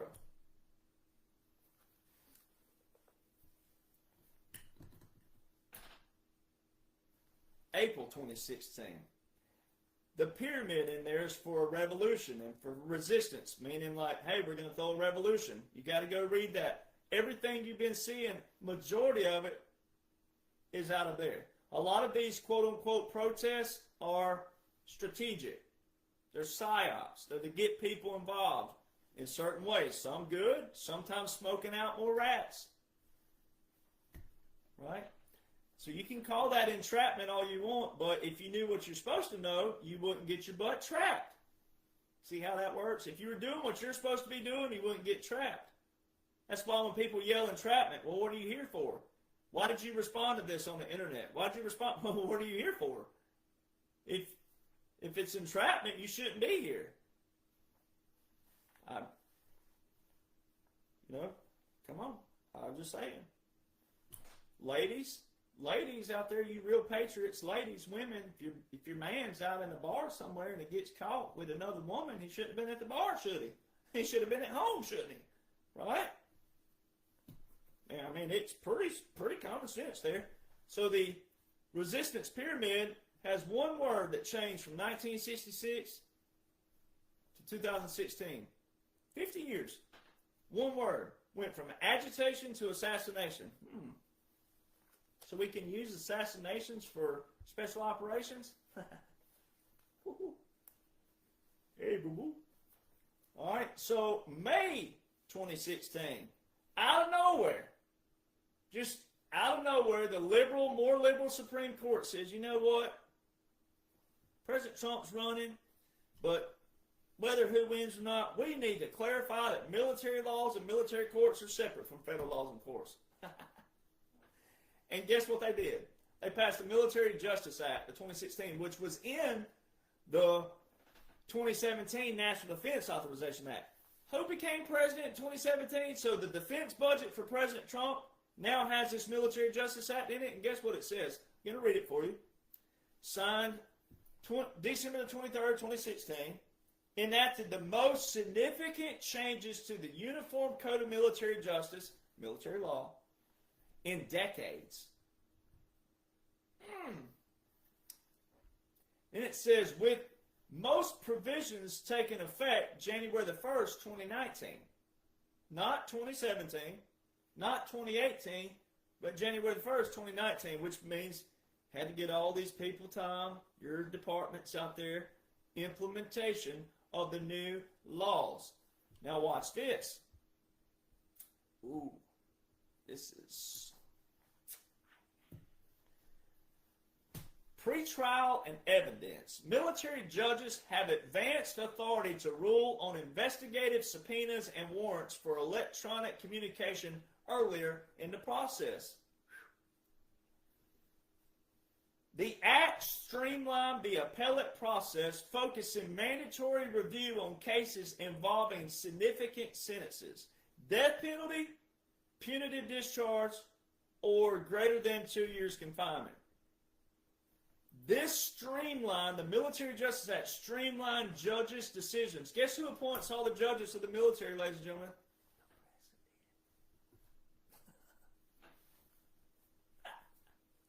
So go back to military government. What did it talk about? The president can declare war and hostilities, and what you have in March 2020 and work your way forward. Winner, winner, chicken dinner. So it goes back to, again, let's go back to what I said we're going to have as a common theme in this podcast. If President Donald John Trump, all the active and reserve and National Guard armed forces, world leaders, secret military, special operators, you name it, civil affairs even, if we're all setting you up, like some of these people out there are now saying, if we're setting you up, think about when this started. President Trump rolled down the escalator June 16, 2015, which we're approaching 11 years ago. Who has all the ammo, artillery, bases, equipment, codes?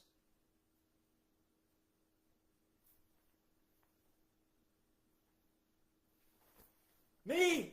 Pick me! Let me answer this one. You know how ignorant you sound if you believe that? And I'm not using stupid tonight. I'm going to try not to. Dumb, moron, idiotic. But you know how ignorant you sound if you believe that? So it's taken us 11 years to overtake all of you weak low IQ, incompetent imbeciles out there, the ones that in that category, then it's going to take 11 years to overtake everybody out there in the demand situation. Well, if you're demanding, guess what that would mean? We know who you are if you're demanding. All of the people out there, you lost your mind over Palantir, you show you don't even read. On a simple level, your friends and family don't read on a simple level. On a simple, are you smarter than a third grader? Palantir has been working with the Army since 2011. President Trump's the one who renamed the digital service. Obama created it. President Trump took it, renamed it. Palantir's been there the whole time. It shows people don't even read. Oh, God, President Trump's taking it. He's going to have our information. They've already had your information. Look, the articles read existing contracts. Existing. So they've already been there. Compiling data. They already had your data. They already have your names, your numbers, your information. And guess who's mainly complaining? The people with blue checks. You know how dumb they are? You got to pay Elon for the blue check, $7 a month. So guess what that means? When you're on your little phone there and you say, oh, I want to be verified, guess what you got to do? Put in your name, number, email, credit card information, which builds you to a what? An address.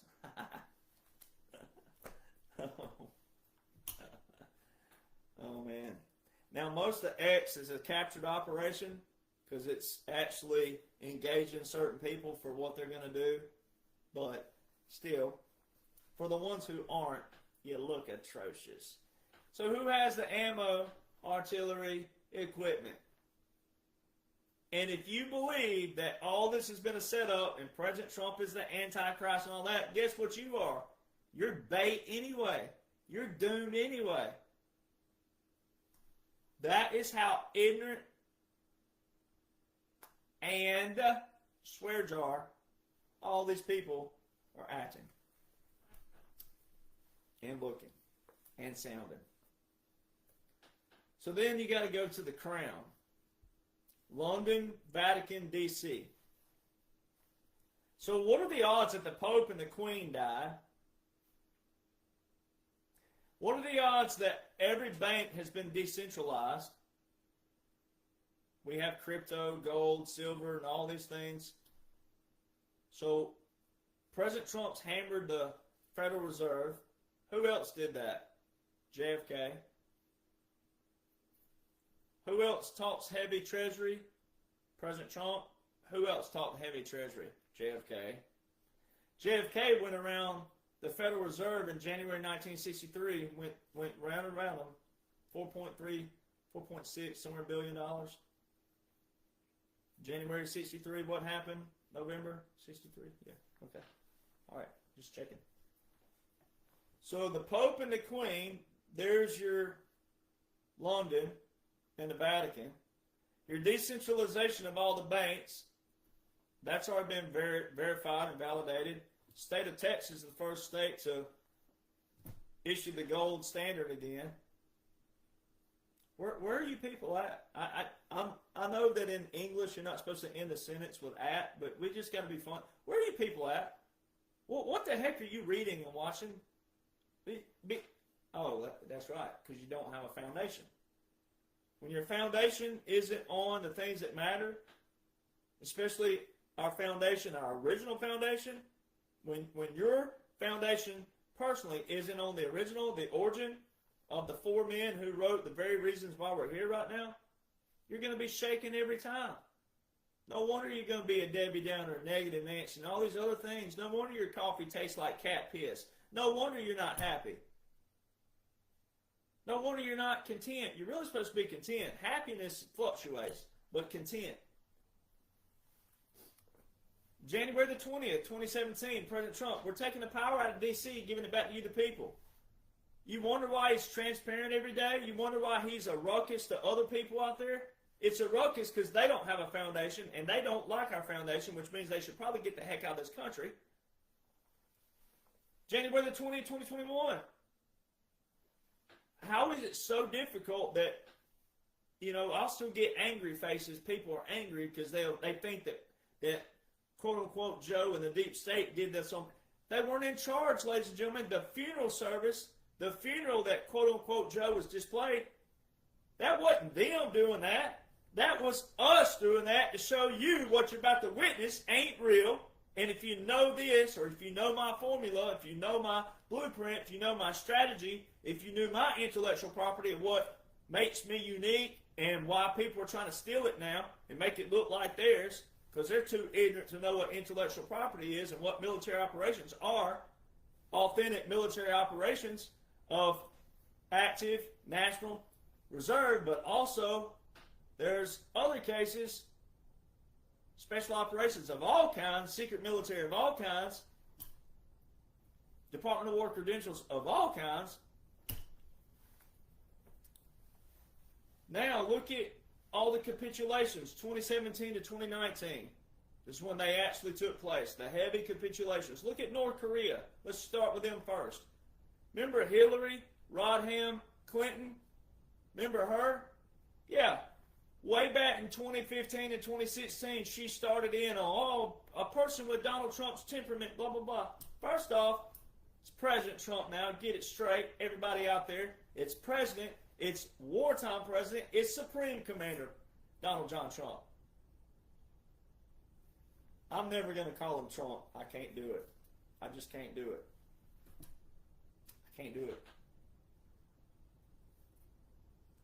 Now, I don't put him above God and Jesus, family, but that man is up there close, because he is, if people could just read, study, if people just had the fruits right here, if people just had what's good for your soul.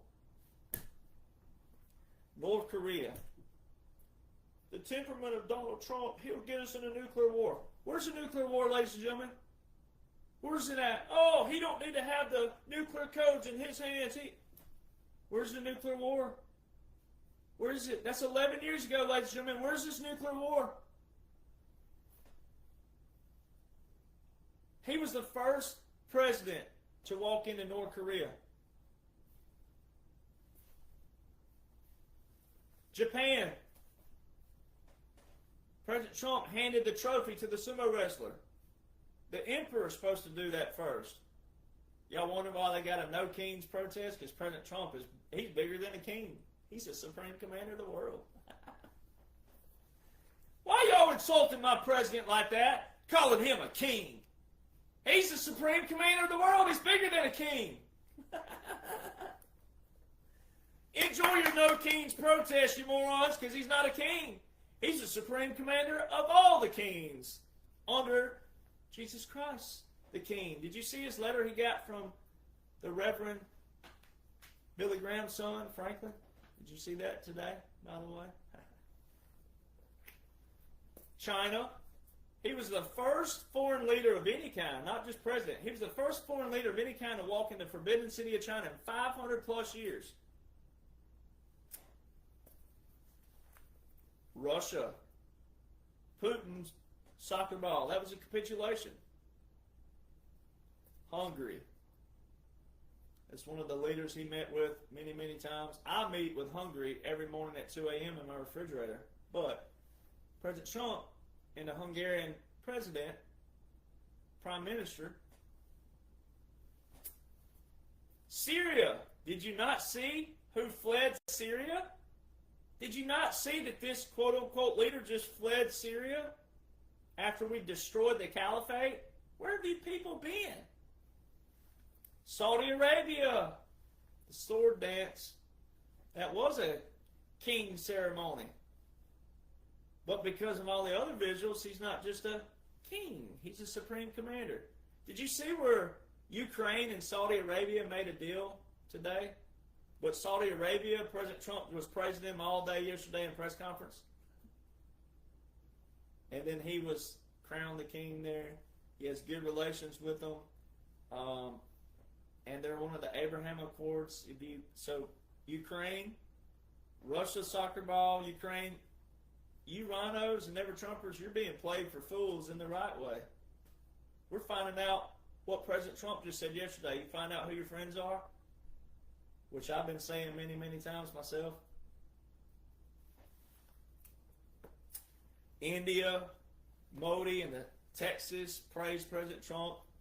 Turkey, the Turkish president who confirmed President Trump was in a government in exile back in September 2025. Mexico and Canada, people all up in arms up in Canada, not you good Canadians, but the other people about Canada, well, y'all looking atrocious. President Trump's USMCA proves when he ended NAFTA, who capitulated straight out the gate, Mexico and Canada. All your Abraham Accord countries, Bahrain, Morocco, all those, come on, people. I know that's a common saying, but come on, people, but this that simple. Then you got to go to customs. President Trump's sitting with many of these leaders, and he'll reach over there and touch them on the arm and things like that. That's not custom. That's why you got to learn when you're traveling anywhere, like China or somewhere like that. You got to learn customs, or you're gonna end up really quick, especially if you're a business person out there. You need to learn customs.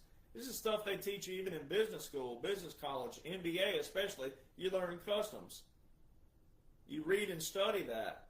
That way you're more effective and efficient. Even on the golf course, which is where most business deals are made. That's why people out there talking about golf, they don't really that's the most common place that you have a business deal. Especially if you're a good golfer. Which, by the way, I was a captain of my golf team. A lot of people don't know that. I was captain of my golf team in high school. I was a 2 handicap. All right. If you know what that means, you'll know. All right. President Trump.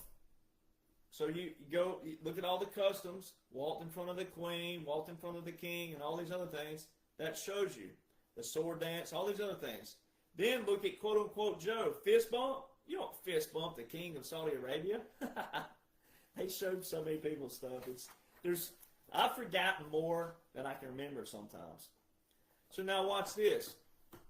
This gets to the fun stuff.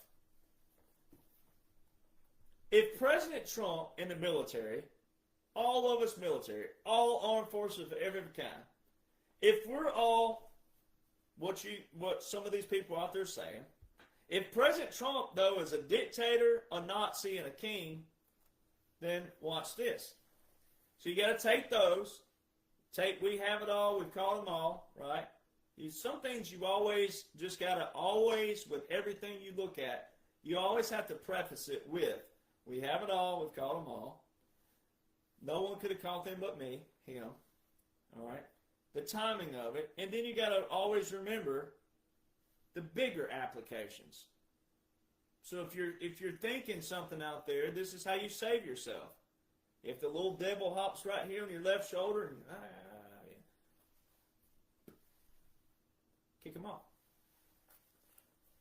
From 2021 to 2025, this is straight up legislation, straight up basic functions of government. If quote-unquote Joe and all these people were in an administration, and it was all real time, real everything, if it was that, quote-unquote Joe, whether you liked him or not, whether you hated his guts and all the other things out there, there wouldn't have been one single thing outside of Congress, dash, or slash, let's use a slash, that's better, Civil War. The only thing you, the people, we, the people, could have done was a true insurrection, which our founders, Marquis de Lafayette, French founder, said insurrection is the last line of defense in this nation. So insurrections to liberals, they have no idea what they are. They're actually a good thing, which means that you feel like you're losing something, you're fighting for it, right? Same thing with your relationships or friends or family. You feel like you're losing something, you fight for it. If it's worth fighting for, you fight for it, right? So it's the same thing with your nation, right? So, and insurrection is not a bad thing.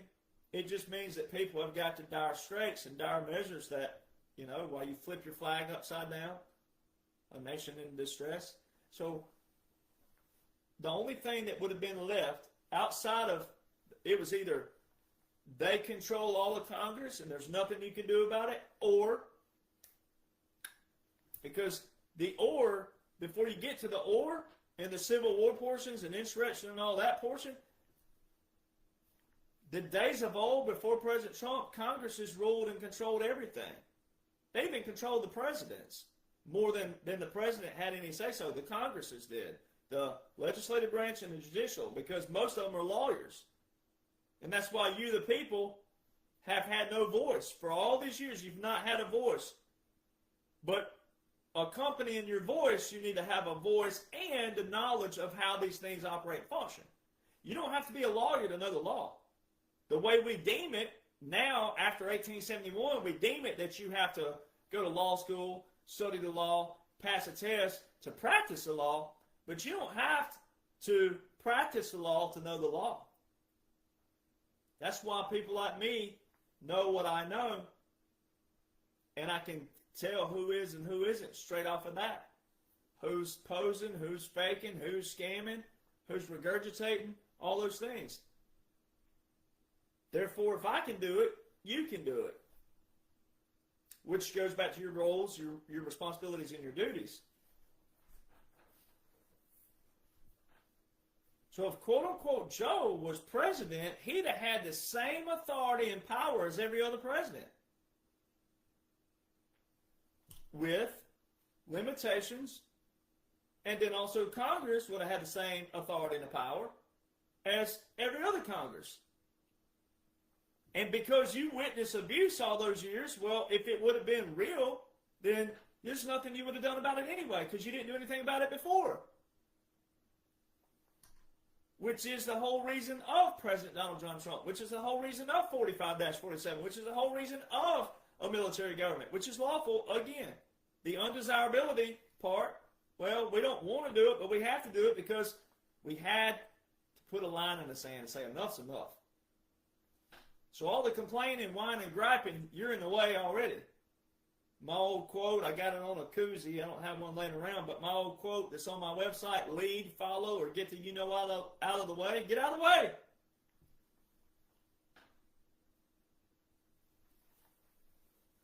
Goes back to, if you got questions for me, you wouldn't be trying to say things about me. Because if you have questions for me, it shows you don't read, study, and comprehend. So now let's go more intricately. So there's your 2021 to 2025. Let's go to what I've always said, 2021 to 2023. They displayed to you, the people, from 21, 22, and 2023. They displayed to you, the people, in the whole freaking world, that quote-unquote Joe had a Democrat presidency, a Democrat-controlled House of Representatives, and a Democrat-controlled Senate.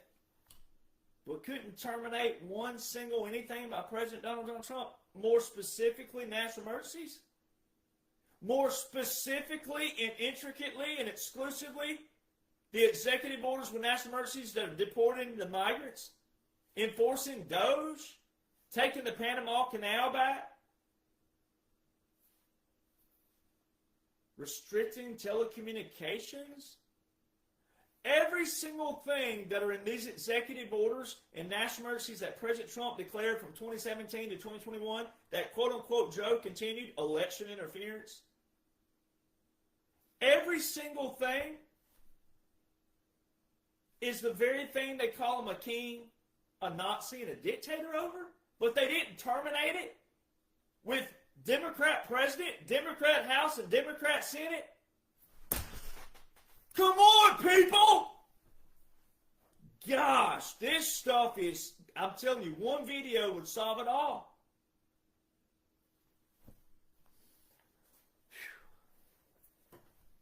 Iran. Iran is so simple. Iran, just like President Trump, Iran. The cure can't be bigger than the problem. Iran is so simple. So, quote-unquote Obama, right? Obama signed a deal with them which was supposed to last from 2015 to 2030, where they were to be at 3.67% uranium enrichment. But they were at 60%. Now, the liberals out there will tell you that, oh, it's because President Trump tore up the great deal with them and they retaliated because he tore that up. This goes back to who you are as a person. Your fruits, your attitude, your spirit, and are you for your common man and common woman? Why would anybody make a deal on a piece of paper, just the paper alone, but then we tear this up? Oh, well, I'm going to do this now. A nuclear weapon, ladies and gentlemen, you have no other reason to have a nuclear weapon. You have no other reason. Especially when you've been chanting death to America and death to Israel for 47 years. You have no other reason. So see, things like Executive Order 12170, November the 18th, 1979, national emergency, the oldest national emergency we have open right now, meaning active, Jimmy Carter with Iran. What were they doing from 79 to 2016? Because once you know the laws, the orders, and vote, you don't. There's from 2017 to present day, that negates the other years added on there, the 10 years. So for 36 years, what were the Democrats, the Republicans, the Congresses, the corruption, what were they doing with Iran? Well, we know they sent pallets of cash with Obama, your taxpayer money. President Trump told you they emptied out every bank from Washington, D.C., Virginia, Baltimore, and a few others, said emptied all the banks. Your taxpayer money.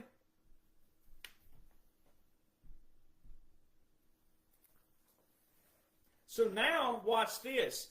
Preface 21 to 23, but 21 to 25, but 21 to 23. Democrat everything. They couldn't make a new deal with the Ayatollah. The same Ayatollah was still living at that time. So they couldn't cut a deal with the Ayatollah that Obama made a deal with. They couldn't make a new deal. They couldn't rekindle the former great deal. They couldn't send more money, worst case scenario, which is not a good case, but worst case for them. They couldn't send more of your taxpayer dollars like Obama did to appease them. Quote-unquote Joe's supposed to be the president and commander, but he don't even know what's in his own defense budgets because the National Defense Authorization Acts from 21, 22, 23, 24 explain everything. 21, 13 times mentioned Iran in there.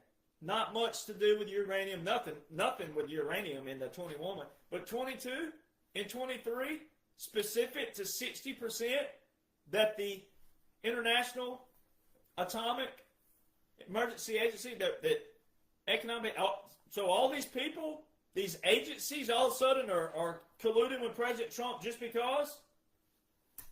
Over nuclear?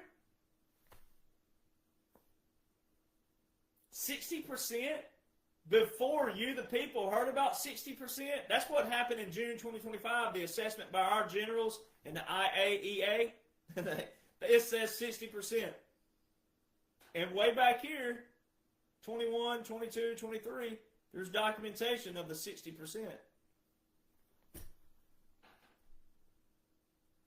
So they went from 3.67 in 2018 to 60% in 2021. Does that sound like somebody who's wanting to be a partner with the world? Does that sound like somebody who's got their neighbor's best interest, meaning the Middle East and etc.? Does that sound like somebody?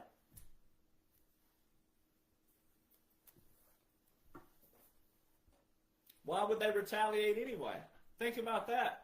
If they were supposed to be partners with the world and good people, why would they even retaliate? Even if they had the capability of retaliation, why would they retaliate?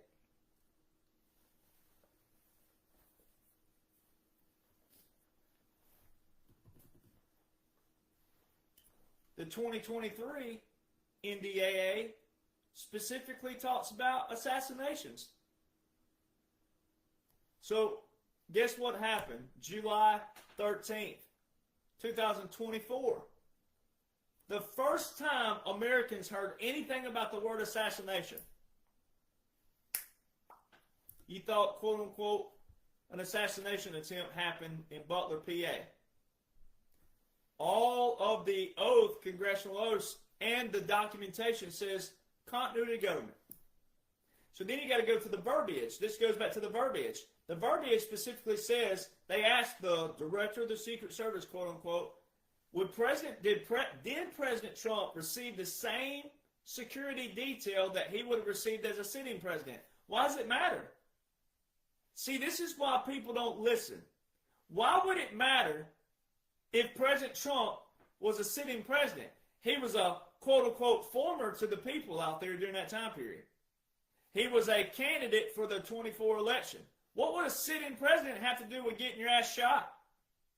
What would that have? That would have nothing. See, if you were a lawyer in that case, even if you were against President Trump, as a lawyer, you go, objection, that's irrelevant. Him being a sitting president has nothing to do with anything. As a candidate for president and as a quote-unquote former, if that's what you thought, that would be what would matter. It don't matter what he wasn't. This is that simple.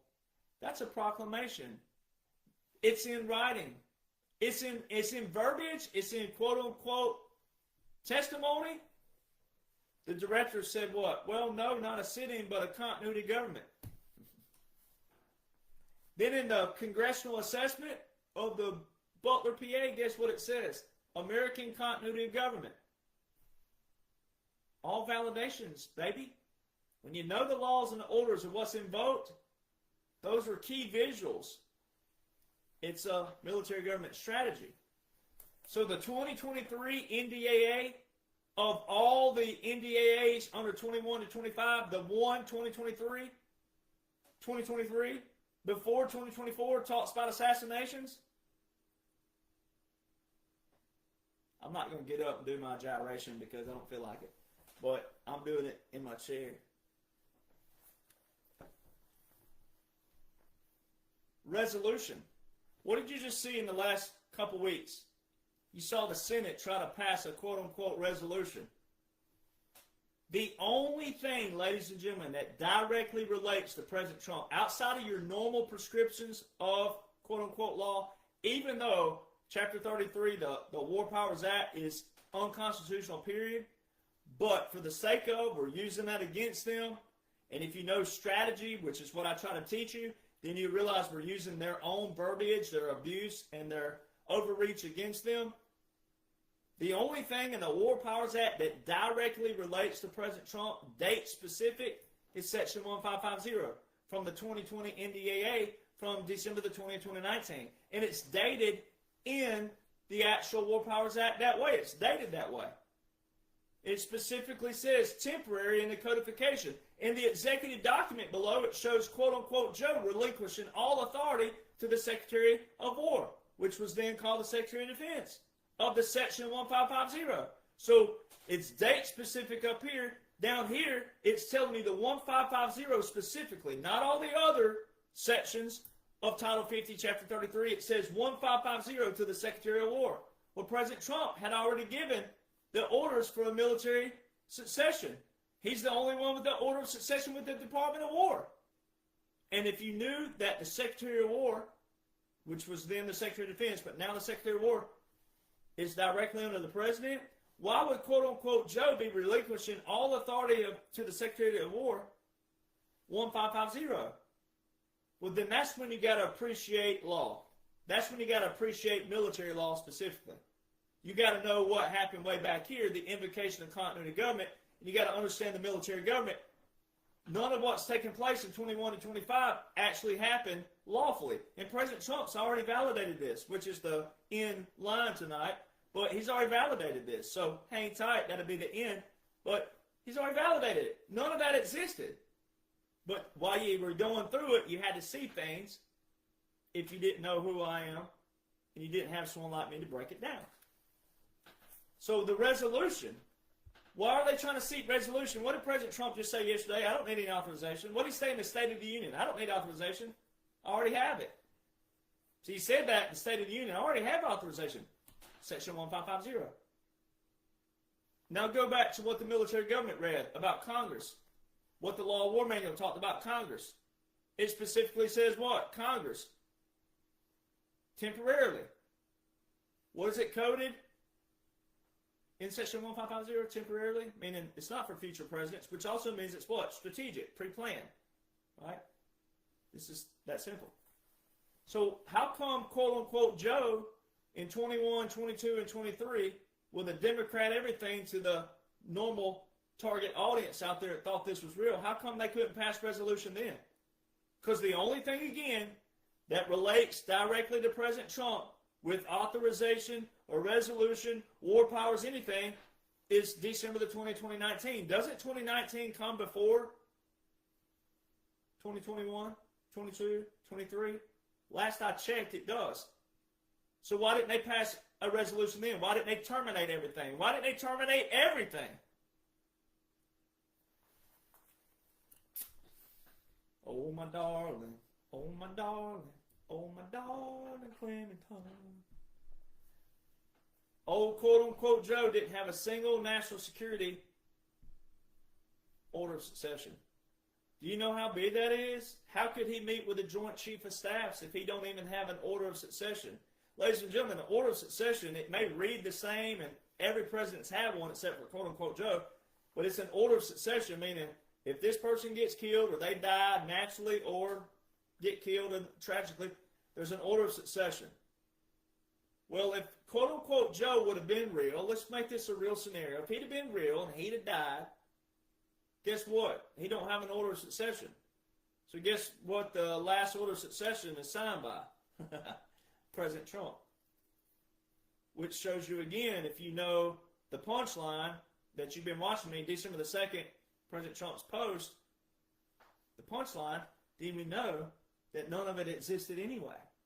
It's all strategic, pre-planned, military government, military operation, military occupation, continuity government, government exile, irregular warfare, unconventional warfare, things that most Americans know nothing about.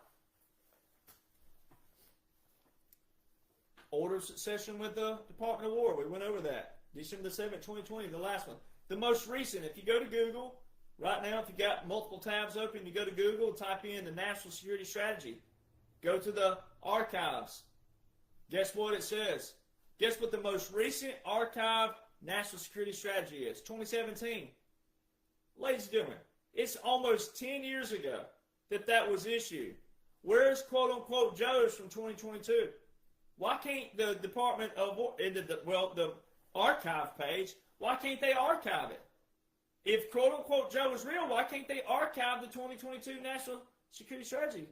Because it's not real. Not there. 2018, 2019, the Army.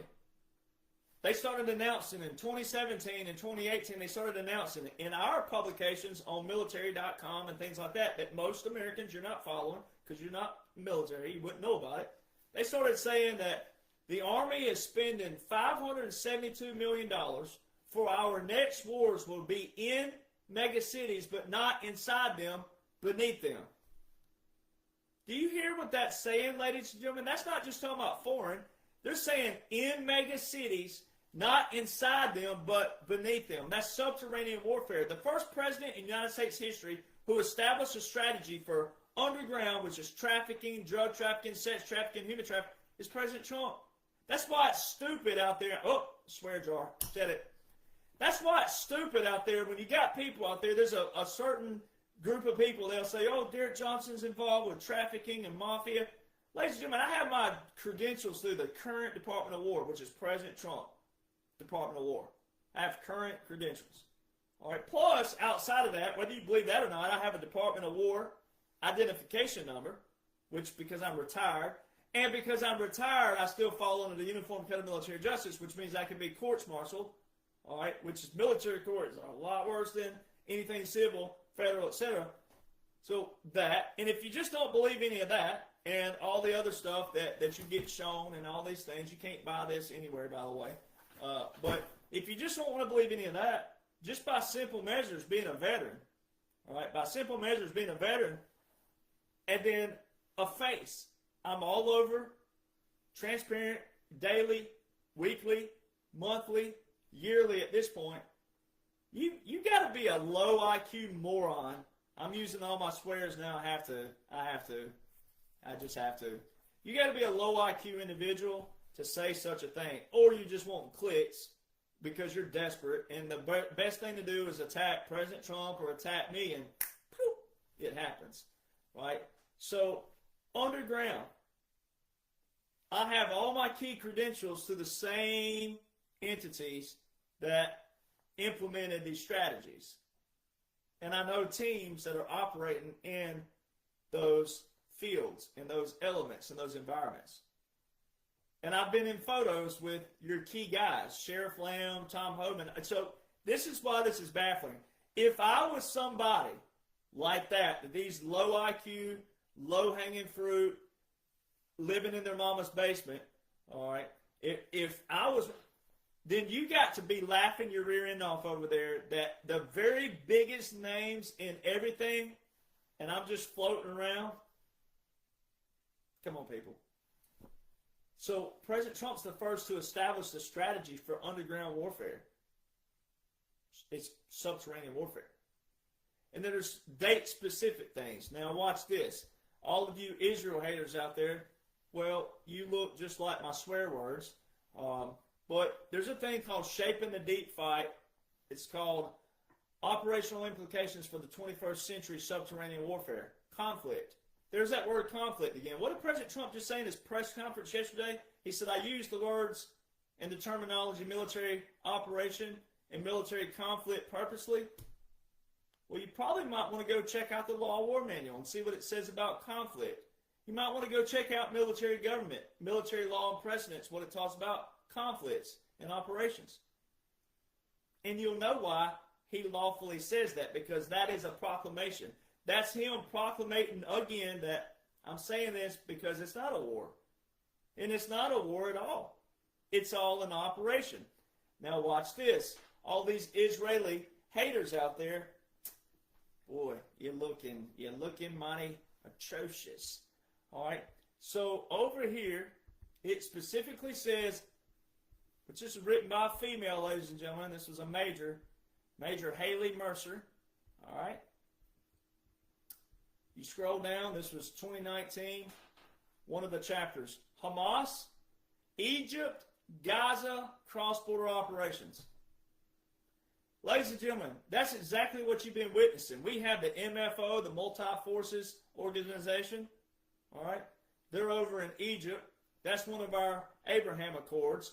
They're an external organization. They keep peace in the Middle East as well. We have helicopters flying back and forth from Egypt over to Gaza and Israel daily. All right. That's been taking place. All right.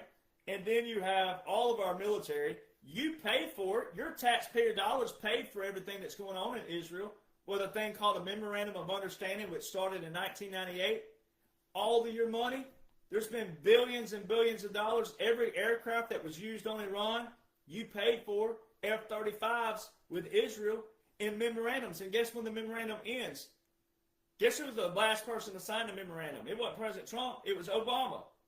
So that's how dumb these people look. You don't rip the rug out. You say, Israel, you either do what you're told or you can be a recipient too.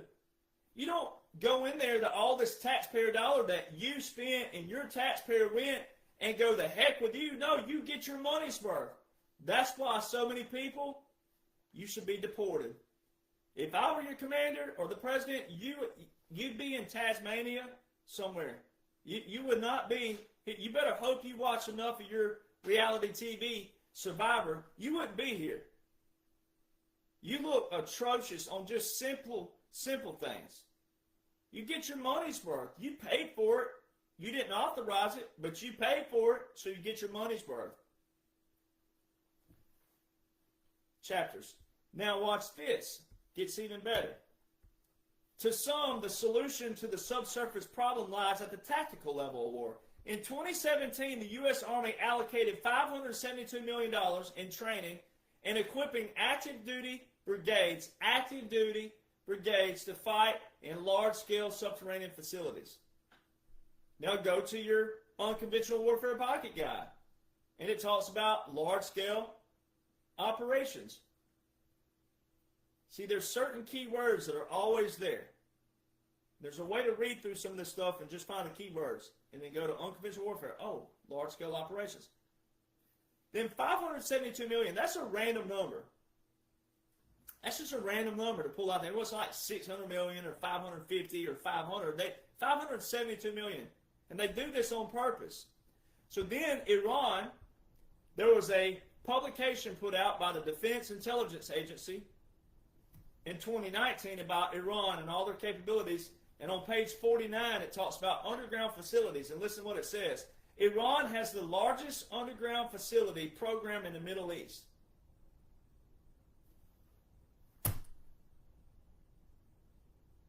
And it talks, it's 130 pages, and it talks all about Iran's nuclear capabilities, et cetera, et cetera, et cetera. Now let's go back to the Shaping the Deep fight, $572 million. In August 2019, there were articles simultaneous to this being put out about Iran with the Defense Intelligence Agency. Simultaneous, there's mainstream articles on Washington Examiner and all your mainstream media. And what did it talk about? It talked about those 26 of 31 brigades being trained to fight in underground facilities, subterranean warfare, underground tunnels. And then they showed a court case. Now, President Trump, this is how this all integrates. You'd think, what does opioids and what does pharmaceuticals have to do with this? What did President Trump always say? He said, we're not paying for it anymore, someone else will. That's why all these liberals look atrocious. And all these rhinos and never-Trumpers, they look atrocious. They have no idea what's been going on. Oh, you didn't get your wall. You didn't. Yeah, we did. We got everything. We got it. What are you talking about? These people who ain't even been to the border. Yeah, we got the wall. I've seen the wall, been to the wall many times. Miles and miles of it.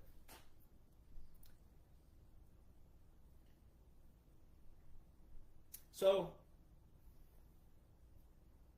Iran, this Shaping the Deep fight, pharmaceuticals, opioids, transnational crimes, all these executive orders that President Trump put into place way back 2017, 2018, 2019, some 2020. All these integrate. That's why I'm known for the weave. That's why it's intellectual property, because I'm capable of doing that. And that's why it's unique. That's why it's in a book. The number one best-selling books. The only books that talk about it, right? And Midnight Rider Rides Again, right? So, that's why it's date-specific. And that's why it's cool that the Midnight Rider, Paul Revere, and all the others, right? So, watch this. Shaping the Deep fight, that's on ours. That's our military. Canadian defense manuals also outline the $572 million, and it specifically talks about the United States and Israel preparing for underground wars, $572 million. So Canada, the U.S., now go to Iran Publication Defense Intelligence Agency 2019, now go to a little court in the state of Oklahoma. Shout out to all the Okies from Muskogee. All right. I have a fond love for Oklahoma. I got a lot of family there. And then also Fort Sill, Oklahoma, very near and dear to me. And so, all of a sudden, Oklahoma that won every county went red for President Trump. Every single county was red for first state to all counties go red for President Trump. That's pretty awesome. State of Oklahoma, 2019. Johnson & Johnson, no relation. Johnson & Johnson's in a court case for opioids. They lost. Guess how much they were forced to pay? Hell, I like it. 572 million.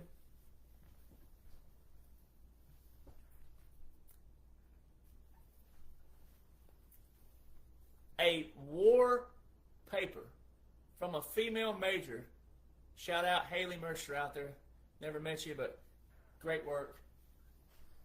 2019, 2018, 2017.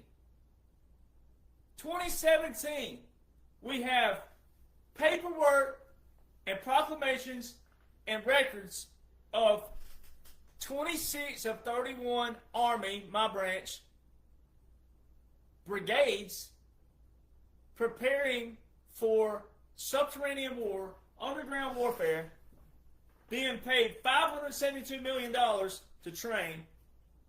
The Shaping the Deep Fight paper by her in 2019. The Canadian defense manuals, $572 million. Opioids case. President Trump declared war on pharmaceuticals. He's the one that brought all the prices down. He's the one who implemented all the executive orders. He's the one with the transnational crimes. He's the one with the trafficking. All the executive orders and national emergencies.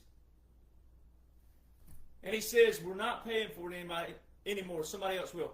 So a Jonhson & Jonhson, who we know did something with the hokey pokey back in 2020, right? President Trump told everybody zinc, ivermectin, hydroxychloroquine, and chloroquine. See, people don't even listen to the man himself. He didn't tell you to take any of those. He told you it's your choice. Remember in 2019, my body, my choice, my body, my choice. Remember all the women out there in the hoo-ha suits? Nobody wants to see that in the first place, but they're out there in these suits that look just like the Underground Railroad, right? Yeah, they're out there, my body, my choice. The next year, it's your fault. If people are dying, it's your fault. Which one is it? You hypocrites. Now they're being exposed right now with a mask. Oh, you shouldn't wear a mask. You try to make everybody wear a mask in 2020, so which one is it? All these King protests. Well, they're proving they can go out for one day. Guess what they can also do? They can go vote in a day. If they can protest in a day, they can vote in a day. Logic, baby. They're showing you right there. See, all you got to do, your roles, your rights, your duties. Say, hey, if you can protest in a day, you can organize a protest. Guess what your happy rear end can do on voting day? You can organize, because that's a federal law anyway. You can't be fired for voting. So guess what you get to do? You get to vote in a day. So all the things are showing you, some of it strategic, psychological operations. The others that think it's all real, and they're getting out there and doing it, guess what they just became? A guinea pig. Because all you got to do is say, if you can rally, if you can do a protest, you can vote in a day. You think that we ain't supposed to wear a mask, then you shouldn't force people to wear a mask any other time. See how hypocrisy comes back? So all of a sudden, these pharmaceutical companies got $572 million. The odds of that, it ain't there.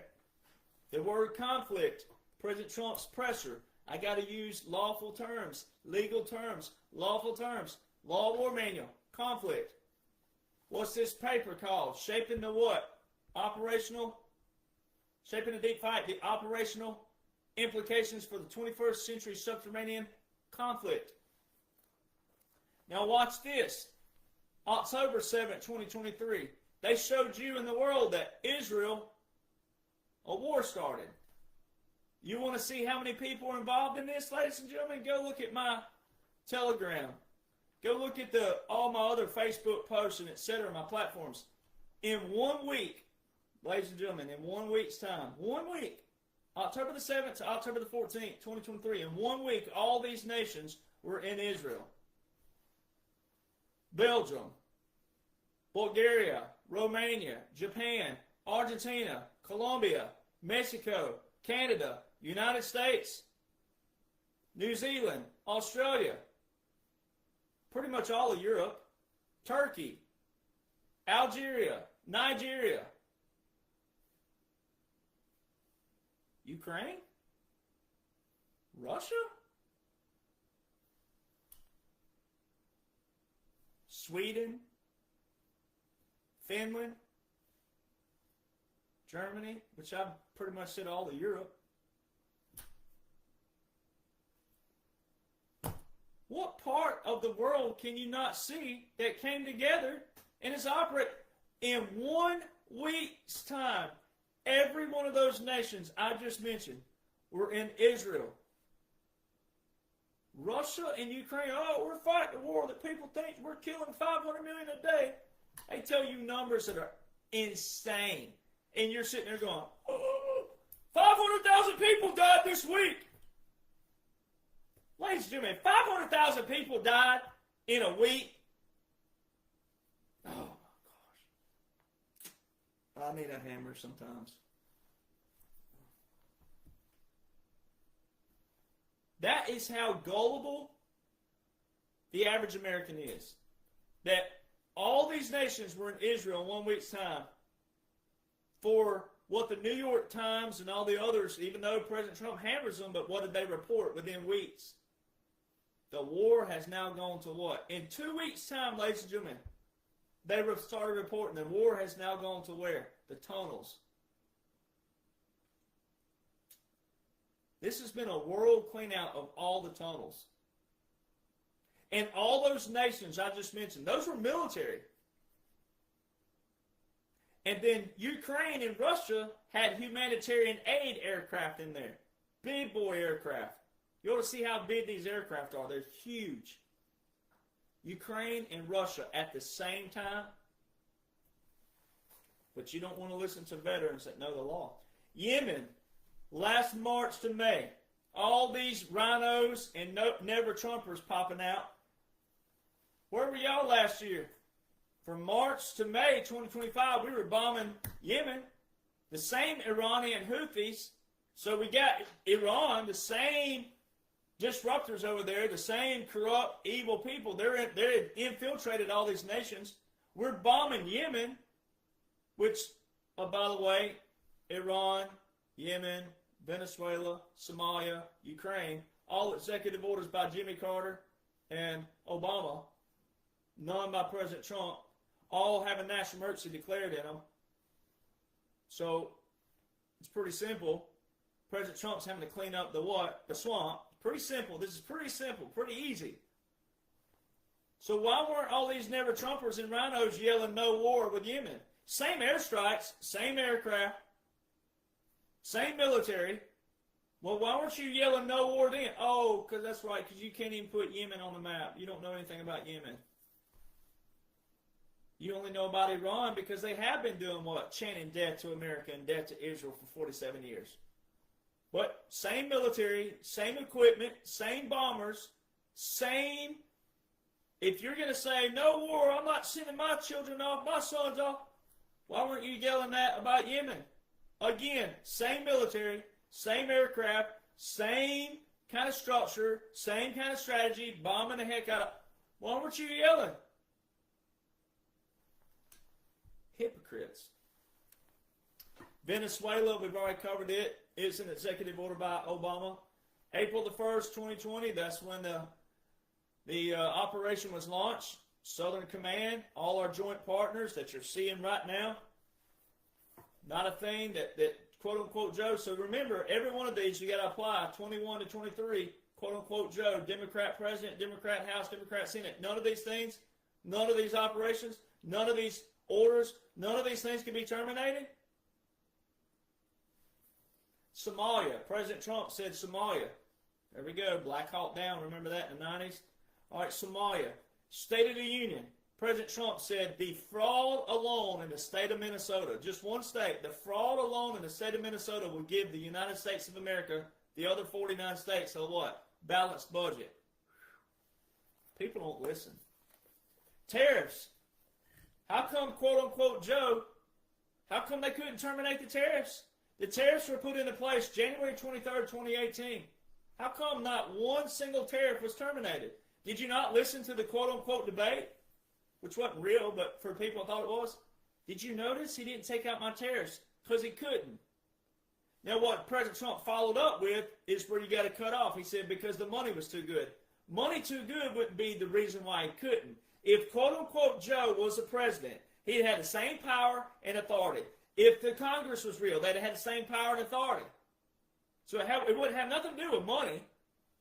The money portion is what's showing you that President Trump was a government in exile in a military government, and then quote-unquote Joe, that was a shadow puppet government hybrid where we're doing other things for the first time in world history in the United States of America. We're using all these irregular and unconventional warfare tactics and strategies, which are outlined in your visual validations. But you got to know the terminology, the definitions first, to be able to appreciate your validations of visual and verbal and or both. The judges. So I have a formula, which is obviously proprietary to me, but 2017 to 21 was a resetting of the legislative branch. 21 to 25 was a resetting of the executive branch because you actually have a continuity government in votes December the 7th, your last order of succession with the Department of War December the 10th, and then you had January the 1st, a publication put out by FEMA called Reconstitution of the Executive Branch. You might want to go study what reconstitution means. Then you would see that January the 1st, 2021, January the 18th, an order that President Trump put in place, very key to the judges. The judges, President Trump put in an executive order on January the 18th, 2 days before he became a quote-unquote former, protection for law enforcement, judges and prosecutors and their families. That's a random order to put into place. What in the world? No one else would know what that's all about if they didn't know what it's about. So why would President Trump, hey, our judges and our prosecutors and our law enforcement, 2 days before he became a quote-unquote former, and then the funeral that quote-unquote Joe and all the violations of Army regulations of an inauguration took place January the 20th. It was a funeral for Joe. The inauguration service was President Trump's at Joint Base Andrews because it was a continuation. It was a continuation of government. Therefore, you didn't need to see anything on January the 20th except for the people who thought it was all real. They saw what they thought they saw, but by laws, orders, regulations, and customs, they saw us integrating and transferring into a government in exile and into a continuity government. So not one single judge from 21 to 25 tried to block a tariff. So all of a sudden tariffs became a big deal in 2025 and 2026, and the judges tried to block them then? But they didn't try to block them when quote-unquote Joe had a Democrat president, Democrat House and Senate, couldn't terminate them. The full role and authority of a president is tariffs. But even if it wasn't a president, which it is, but even if it wasn't, why didn't Congress? But President Trump is a king, a Nazi, and a dictator? And now all of a sudden the judges, oh, this is bad for the economy. Bad. Why wasn't it bad for the economy in 21, 22, 23, 24, 25, early?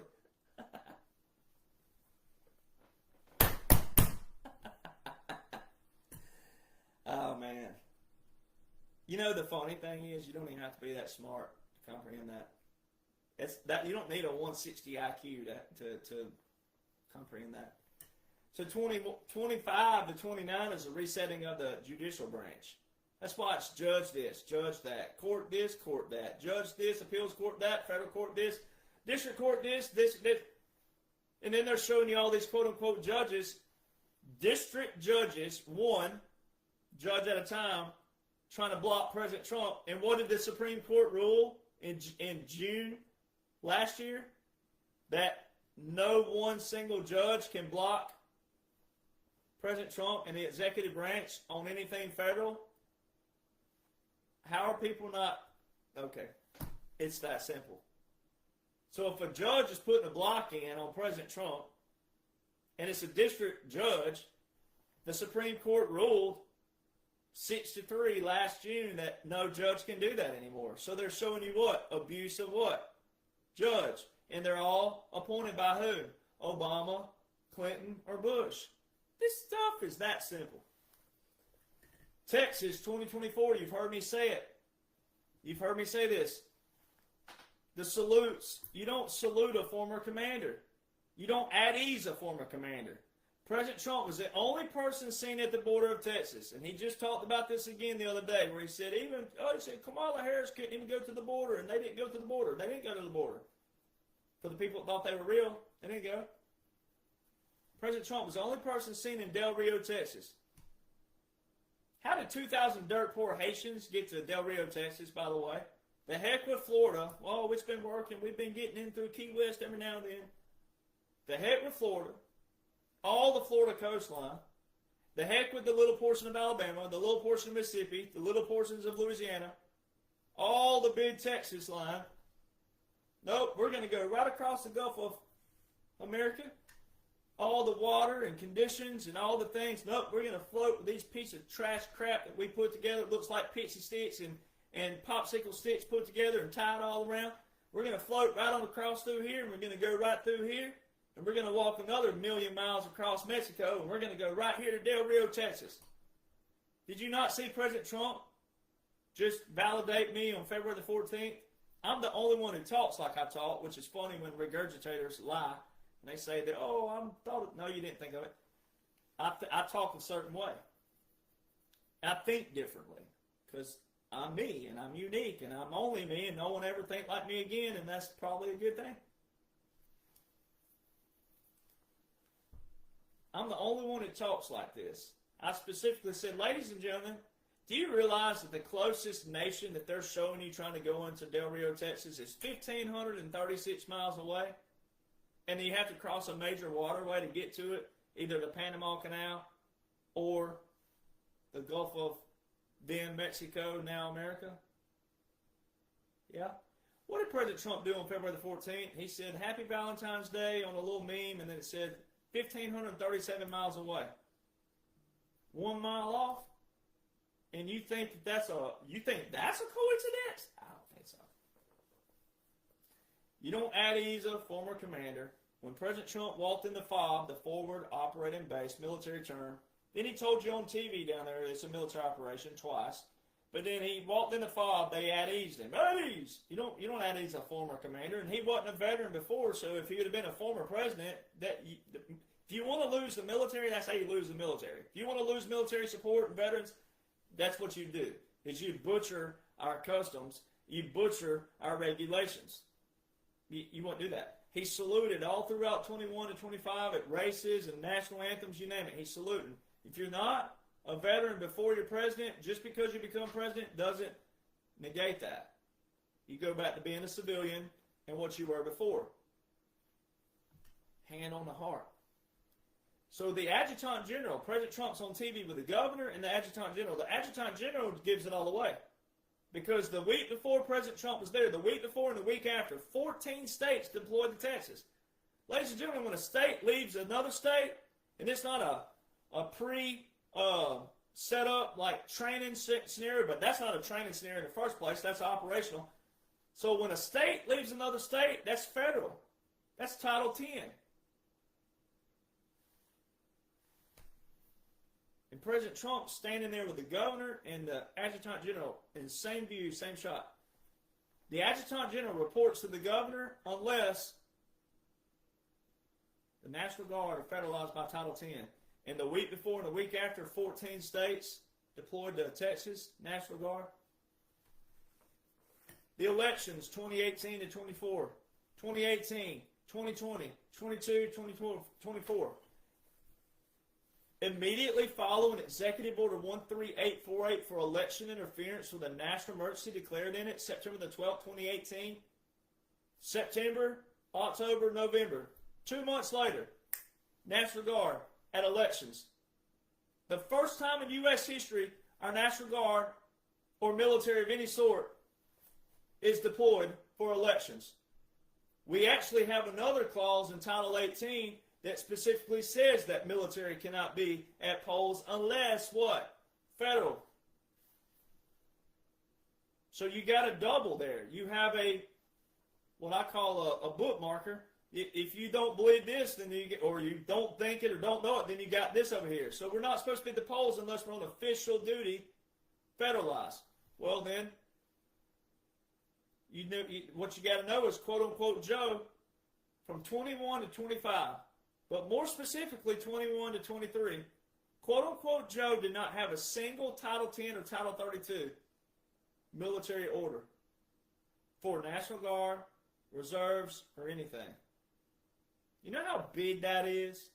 If everybody would just apply that one thing, quote-unquote Joe, that the world thought was president, but also commander-in-chief, did not have one single Title 10 or Title 32 invocation.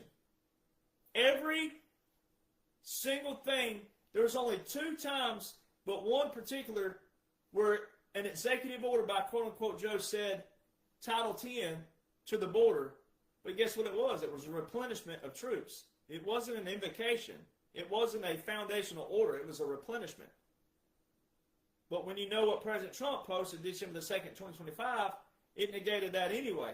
But when you know what I know, and you knew what a military government is, and a military occupation, and a government in exile, and a continuity government, you'd already seen that was invoked way back here anyway. So if you knew that on the front, you knew all this was operational to do with those. But then you get to the validation was President Trump in November and December the 2nd said what he said in post. So you have a bookend. You have this, if you knew it, but now you have this that validates that and everything in between. 2018, 2020, 22, 24. Military orders in that regards is not a ghost authorization. So you had in 2001, Congress passed a resolution, basically, if you will, but authorization of military use. And they call it a ghost authorization, which is why Obama said that, well, we have this over here, which goes against what? The actual premise of our foundation, the actual premise of military orders. You shouldn't want a president to have, meaning like if a president back here orders something, all right, and they don't terminate it and they left it open, that's where the abuse comes in. It could be a lawful order, but it should be terminated after every president because that's where the abuse comes in. That's how you have foreign wars that last 20, 30 years. Right? So that ghost authorization wouldn't apply to your National Guard, though, and your reserve components, because if liberals are complaining about the National Guard in 25, they should have been complaining in 21, 22, 23, 24. See where the hypocrisy comes in? See where the knowledge comes in? Listen to what I just said. If people are complaining about President Trump using the military in our cities and our streets in 25 and 26, how were they in their cities and our streets in other operations in 21, 22, 23, 24? And quote-unquote Joe didn't have a single Title 10 or Title 32 invocation. Military laws, but military orders specifically, are not continuation orders. And the ghost authorization especially wouldn't apply to your National Guard or your reserve components unless what? Unless there's a military government by law. Because all the other would have been abuse. By law and invocation of certain laws and certain orders, then you have a lawful reason to keep the military active, to keep them in the streets, to keep them in operations. Well, I'm on it tonight, boy. I am on top of everything tonight. This is just rolling. These notes right here, golden, baby. And if you knew what the cybersecurity teams actually did, you would probably keep your mouth shut for sure, especially if you happen to be a liberal and you happen to be watching this, you probably want to keep your mouth shut. Because it goes back to what I said, 2 options, military or men and women in suits. Which one are you going to go with? Because the cybersecurity teams are tracking all the hacking, all the forensics, who's trying to hack, who's trying to add, who's trying to delete now in today's technology, which is digital. But military, we work with analytical. So, and analog. So we can get in, we can see who's hacking, who's adding, who's deleting, the forensics. We can show you the real numbers. Even if it's not the person you wanted to win, we can still show you the real numbers, the raw data. So that goes back to President Trump. 7 swing states in 2020 were the same 7 swing states in 2024. The first time in United States election history were the swing states before the same swing states the next. That is a direct exposure of the deep states, how they operated. How did they know that these states were going to come down to this? Predetermined. Venezuela, Smartmatic, Dominion systems. You see now why Venezuela? You see why we're taking out Venezuela and Iran? Because we're going to control the oil. And guess who has to come through us? Russia and China and Japan and all the nations, but especially Russia and China. We're taking the oil. Venezuela, major oil. Iran, major oil. We're taking over that. We're taking control, wiping those regimes out. Guess who was getting oil from Venezuela and Iran? Russia and China. To see why the liberals and rhinos and never-Trumpers, they look atrocious. So December the 14th, President Trump did what? He filed through the Supreme Court via the state of Texas, a place he's never lived before. Texas. I've lived there a long time myself. Went to college there. Yeah, December the 14th, 2020. 7 swing states that he quote-unquote lost in 2020. He won all of them in 2024. But what's in the middle? 4. I know they're not good for you probably, but if there's some organic ice cream sandwich out there, you know that's the stuff in the middle is what makes it matter. Like if you get a Krispy Kreme donut, raspberry filled, yeah, that's the good stuff. So see, 2020, 2024, Supreme Court, that should tell you if he lost, quote-unquote, all 7 here. Corruption, we know that was there. That was all part of the plan. Won all 7 here, but there's a Supreme Court order here. What's that mean? He won the Supreme Court cases. Which was also going to allude to what? All election fraud. Now watch this, and I'm winding down. It's going to get more fun. Rallies, all the rallies that President Trump went on. There's no such thing as a midterm rally. Rally, speech. Who was paying for it? Were you paying for it? No. So President Trump's flying around to all these rallies. That's what the tariffs are doing. The tariffs are supporting all this money. It's a reset of the world, reset of the finances, reset of everything. Decentralize the Federal Reserve, all their entities and all that bullcrap. It takes time because you have to implement new system, get the people to run it, get the right people to run it. That's what a military government does. Every one of President Trump's nominations looks just like President Eisenhower's continuity government and military government plan. Businessmen and women and or veterans, special operations. Every one of President Trump's nominations, businessmen and women, special operations, Navy SEALs, veterans. It's to the T. So all these rallies. Now, preface again, we have it all, we call them all, 21 to 23, and then Nazi, king, and dictator. This is your preface for this section. Now watch this. President Trump, at every one of these rallies that you witness and you watch, especially you never-Trumpers, ye of little faith, you embarrassment of whatever you are, you're an embarrassment, it's what you are if you're jumping ship now. In 21, 22, 23, don't worry about 24 because that was the quote-unquote election year. But 21, 22, 23, all these rallies, guess what President Trump was saying? We're going to have the largest deportation known to man when I'm president, January the 20th, 2025. He said, and I'm going to insist that all the governors in all cities take our help. But if they don't want it, guess what we're going to do? We're going to insist it. We're going to send our National Guard. He told you what he was going to do. So how come 21, 22, 23 on those rallies, how come quote-unquote Joe wasn't terminating everything?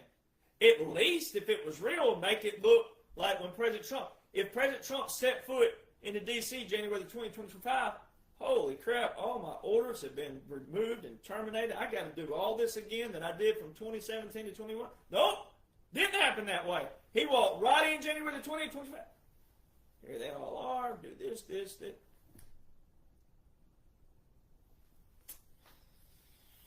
Oh, man. And then go back to military orders, not continuation orders. So how come he was able to just, California, here we come. Chicago, here we come. Because none of the orders were terminated. He didn't even have to issue new invocations. All he had to do was issue enforcement orders. Hey, go here. Go here. Title this. Title, go here. So see, it goes back to, if you believe in the National Guard and the reserves, if you are whatever, conservative, Republican, patriot, especially if you're a never-Trumper now, or you're looking like it, if you believe in National Guard operations, period, whether you like it or not, but you believe in them and you understand how they operate, if you believe in the 25 and 26 operations, then you've got to believe in the 21 and 25. Because they're all under the same orders. They're all under the same invocation, which were from President Trump, 2017 to 2021. Now, January the 30th, 2018, President Trump, Executive Order 13823. So Obama said, we're going to shut down Guantanamo Bay. He said that February 2016. His executive order was put into place in 2009 to shut it down. Now, executive order alone does not shut it down. No, Congress does that. But an executive order means he took it one step further to try to put it in place for them to do it. They didn't do it from February 2016 to President Trump. Then President Trump, January the 30th, 2018, issued Executive Order 13823. Then $500 million built more courtrooms and barracks that he has already told you about that can hold 30,000 plus, right? Well, so there's more courtrooms.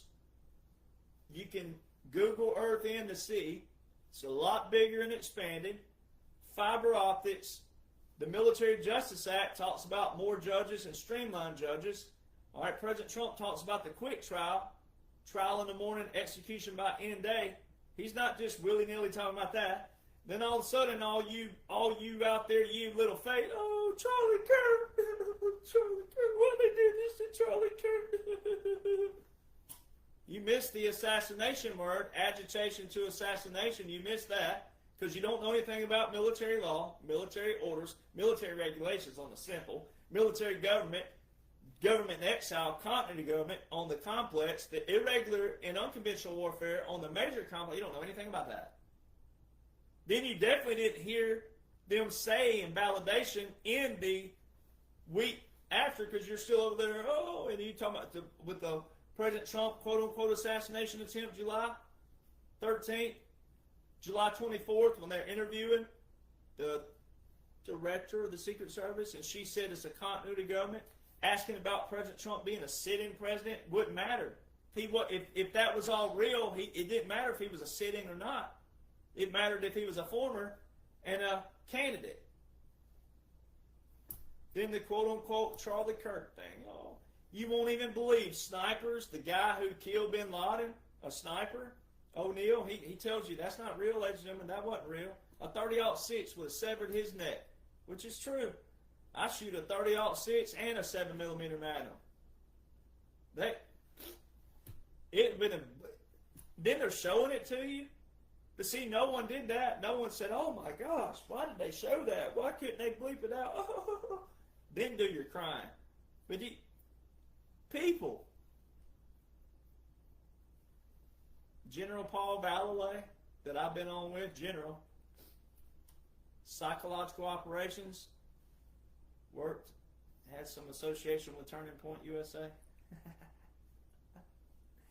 General Paul Vallely last April told everybody, we have special operations heavy in Mexico, Central America, South America.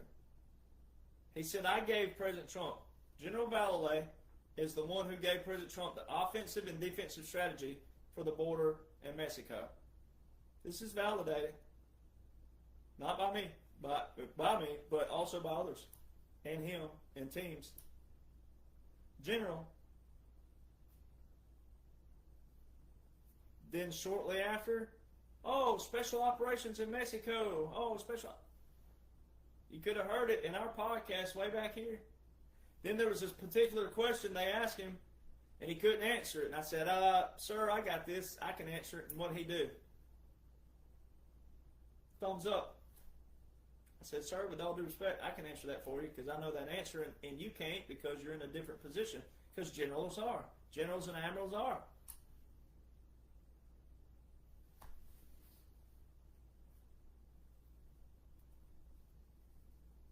So how come, quote unquote, Joe couldn't terminate the executive order from Guantanamo Bay? Do you know that all of the campaign for the people that thought it was real in 2020, he was already replaced by that point, but for the people that thought it was real, do you realize that if you go back and listen to those speeches, that half of every speech was talking about shutting down Guantanamo Bay? Quote unquote Joe, not Obama. So his campaign was half ran on shutting it down. But he couldn't even revoke one single executive order. Listen to what I'm saying. Executive order. That is the power and authority by the executive branch. Who is the CEO of the executive branch? The president, the commander-in-chief. Quote unquote, Joe couldn't even revoke President Trump's, but President Trump could revoke Obama's?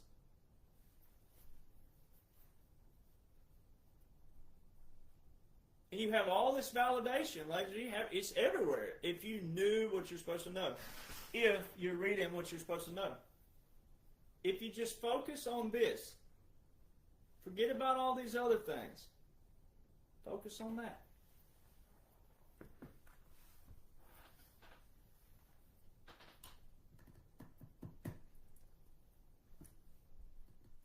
April to December 2024. All the liberals out there, oh, he's a felon. They're back on that. Now the never Trumpers. He's a felon. This felon and this felon. Oh, I'm starting to see. You're seeing them self-destruct. You're seeing certain people with blue checks. They're self-destructing. They're self-defecating on their own nest, and they don't have to if they actually knew what they're supposed to know, especially if they think they're an influencer. The worst ones are the never Trumpers. Because they claimed they were MAGA for, and now they're saying, oh, he split his face. No, you just don't know what you're supposed to know. Because if he was a felon, then from April 2024 to December 2024, they showed you the people, President Trump, meet with 12 foreign leaders 13 different times at Trump International, Trump Doral, different places, but Trump Tower and Mar-a-Lago. Private establishments. So there you go. Let's preface this now. If quote-unquote Joe was president and Congress was real and had all the authority and the power from 21 to 23 when they had all Democrat everything to the people, 21 to 25, not a single word was mentioned about President Trump meeting with these foreign leaders except for, quote-unquote, Joe said what? What did he say? He said, oh, he's just trying to one-up me for the election. An election that he dropped out of in July? And then Kamala, quote-unquote, for the people that thought that was real? Not an utter or mention about President Trump meeting with foreign leaders? So if you were going to go tit for tat again, which is not an even trade, all right, but if you're going to go tit for tat, then you go, okay, options.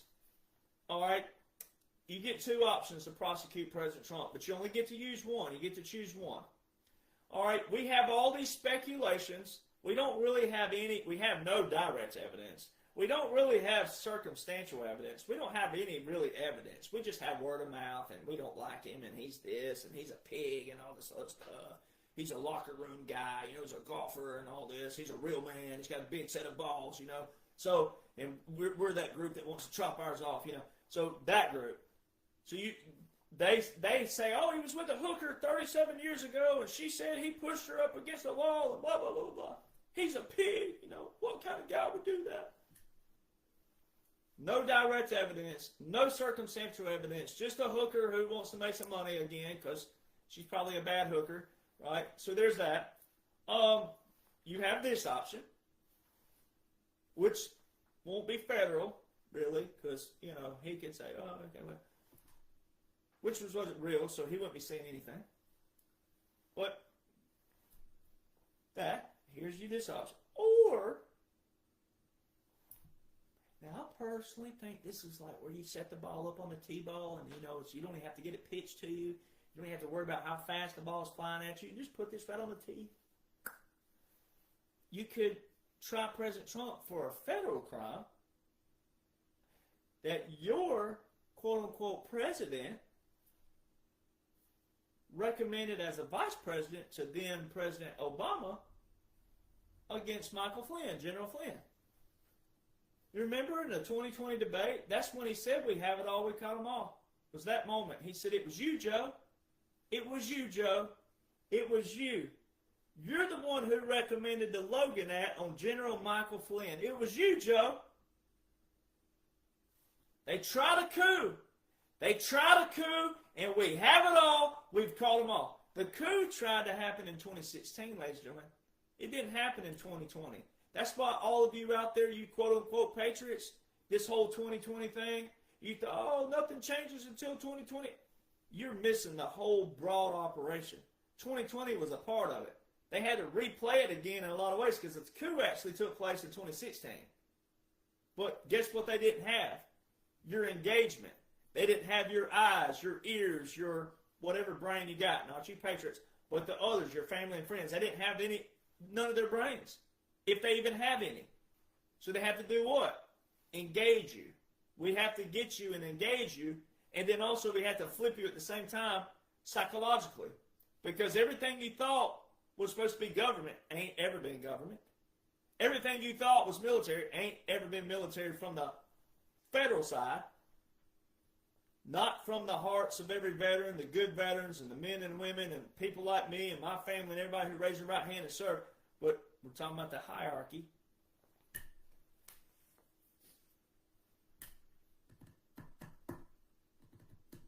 So, we have it all. We call them all. No one could have called them but me. And he said that specifically. But think about it. If Biden, the real Biden, as vice president, recommended to President Obama to use the Logan Act, which is Title 18, which is Federal Crimes and Criminal Procedures, Title 18, Section 953, if Vice President Biden, as a vice president, recommended that to President Obama, for the people that thought, quote-unquote, Joe was real, especially 21 and 23, but because this was been in 24, but he still would have been, quote-unquote, president for the people that thought that. Only one word mentioned, oh, he's trying to one-up me for the president. Meeting with foreign leaders. Do you know what the definition of the Logan Act is? The definition of the Logan Act. Guess what it is? Private correspondence with a foreign leader. And President Trump met with 12 foreign leaders 13 different times at Mar-a-Lago, Trump Tower. So see, if you got a platter there, you'd be telling, hey, liberals, this is one with the T-ball set up. This is the federal one right here. 12 foreign leaders, private court. This is the same thing that Biden gave to Obama. They did on Michael Flynn. If they do it to a general, why wouldn't they do it to a former president who's a king, a Nazi, and a dictator? When they had clear visual evidence, if it would have been real. It was real because it was a military government. It was real because it was government exile. It was real because of military laws and military orders that most Americans know nothing about, which are all supported by the Constitution. Not the other way around. See, law is a written discipline. It don't say that military government supports the Constitution. It says the Constitution supports military government if you go read the laws. And guess what Article 1, Section 8, Clause 14 of the United States Constitution talks about? The regulations that Congress deems the regulations of the military. Uh-oh.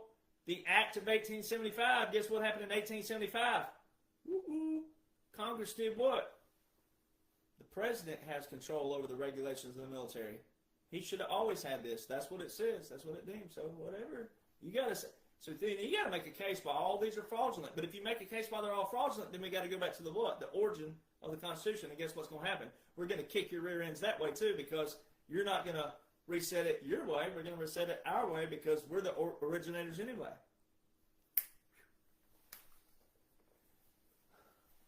White House Military Office. That's who does all the logistics of presidential travel. Where is it? Well, why isn't there one? The most recent, when you Google Obama Archives, there hasn't been a director of the White House Military Office since 2022, January. Where is it? That's your logistics of Air Force One, Air Force Two, Marine One, Marine Two, everything. Well, you think you've seen Marine One and Air Force One flying around, but where's the White House military office? And how come I know people that have provided me, and I've put this up, I've posted it. President Trump's got the official email, but quote-unquote Joe was using the Senate emails, senate.gov. Defense Production Act. Remember the baby formula? Oh, you people with short memory. Forget about baby formula. Oh, y'all were up in arms then. But what did the article say? It said specifically that the defense, what? It said the defense secretary, which is now the Secretary of War, it said the Secretary of Defense or Defense Secretary authorized the mission. Well, guess where the aircraft had to come from? Overseas. The Secretary of War authorized and approved the mission? Well, what's that saying? Oh, executive document under Section 1550. Remember that little thing, July 19, 2021, when quote-unquote Joe relinquished all, quote-unquote, his authority to the Secretary of War? All of it, of Section 1550, which is directly December the 20th, 2019, which is President Trump's authorization that he says, I don't need authorization because I already have it. That one? And it specifically reads in the executive document, I hereby delegate the authority and functions of 1550 to the Secretary of War. And baby formula all the way over here in 2021, it was saying what? What's it say? Secretary of War approves this mission. And then mainstream articles tells you, oh, Joe didn't find out about it till 2 or 3 days later. Does that sound like a commander that was before they showed him, quote-unquote, baffling and stumbling and acting like a baboon to everybody out there, and a baboon, everything. The Defense Production Act. That's in it. There's two things with, quote-unquote, Joe's name in the Defense Production Act. Two. Both of them are original orders from whom? President Trump.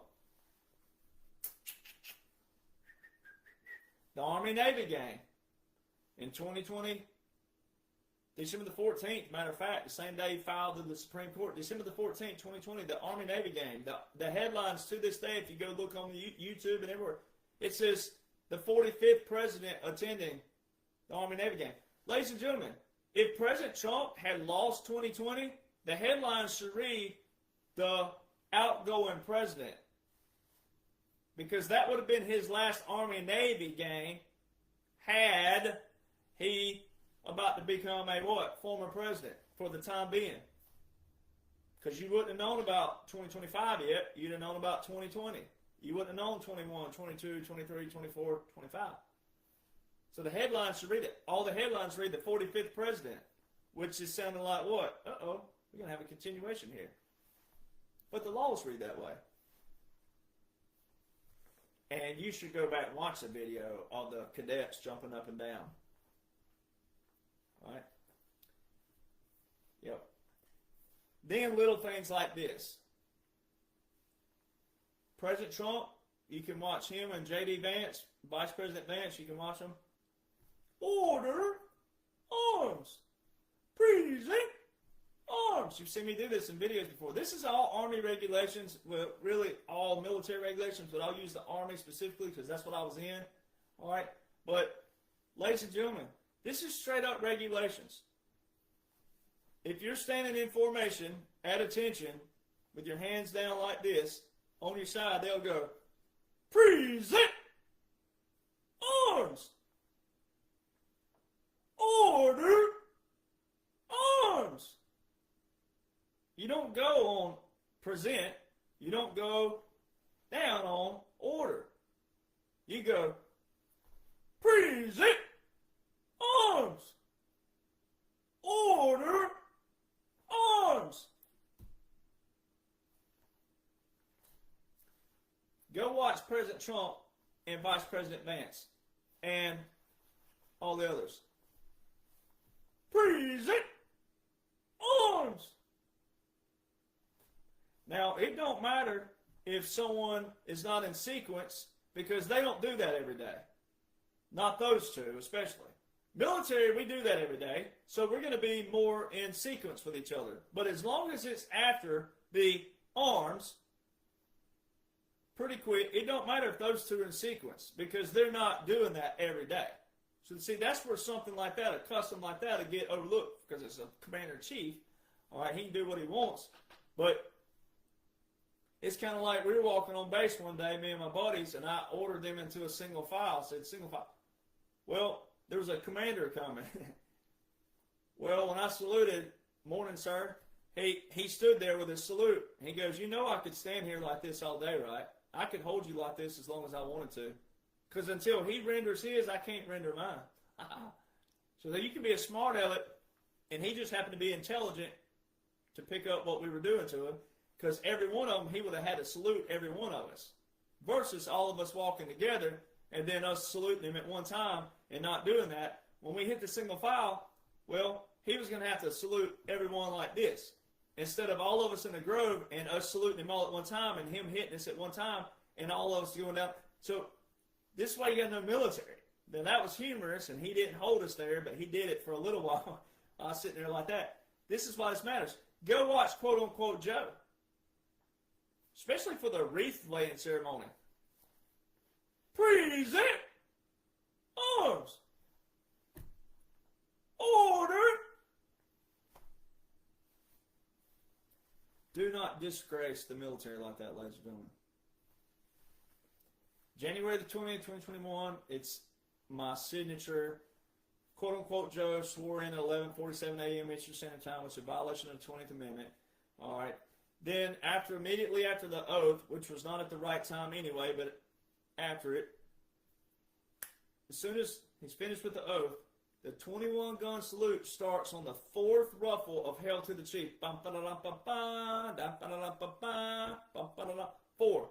On the fourth note, Hail to the Chief starts, and simultaneous, the 21-gun salute in the National Capital Region. That didn't take place. That is straight up Army Regulation 600-25. Go look at the table. We've got a diagram and a chart in there for you. Army Regulations 600-25. Because it's the Army who does the cannon salutes. The Old Guard.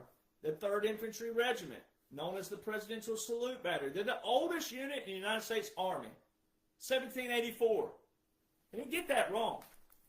The National Guard didn't salute the motorcade. We always salute a moving flag and a commander-in-chief. That's also in our customs and regulations. That's also in our military government handbooks here. And it talks about even things that aren't necessarily written, but it's a custom.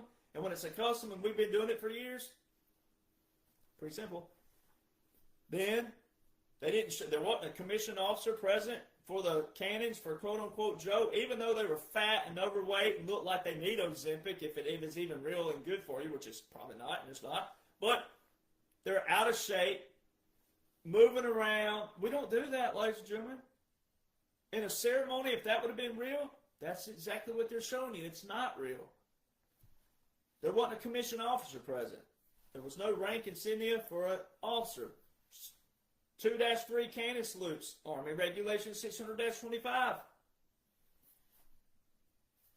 4 cannons, 21 rounds is a definition of a 21-gun salute. The 4 cannons was with President Trump at Joint Base Andrews. Red carpet rollout. It was a flow into government exile, flow into continuity government. Everything they showed with President Trump was inauguration, everything. Custom everything, Army regulations, everything, all of it. That was official presidential salute battery with him, the 3rd Infantry Regiment. They told you this. All right. Then, the 3 cannons at Arlington. Go to Arlington National Cemetery, Mill. 3 volley salutes seen or heard at Arlington is not to be confused with the 21-gun salute. The 3 volley salute is a funeral. So this is funny. This is why trolls are fun and regurgitators and morons and all those people out there, because they want to be right about something so bad and make someone wrong, and they think that one wrong could make everything wrong, which it doesn't. But they still, this is why it's good to use a troll. There was this person claiming to be an Army veteran, claiming to be MAGA on True Social way back yonder. Oh, dear Jonhson, I caught him lying. Well, first off, you can be wrong. Ladies, your husbands are 99.9999% wrong all the time, right? So there's that. And that's just a given. If you know any kind of man, you know you're wrong all the time, even if you're probably right. No, but we're never right. All right, so you can be wrong, but still not be a bad person or be a douchebag or a douche canoe or whatever you older people called buttholes back in the day. We call them douche canoes in my generation. All right, you can be wrong, but not be a liar. Right? So this person, this is a perfect example. They're going, the cannons are always at Arlington. You just proved it, moron. You just actually proved it even more so.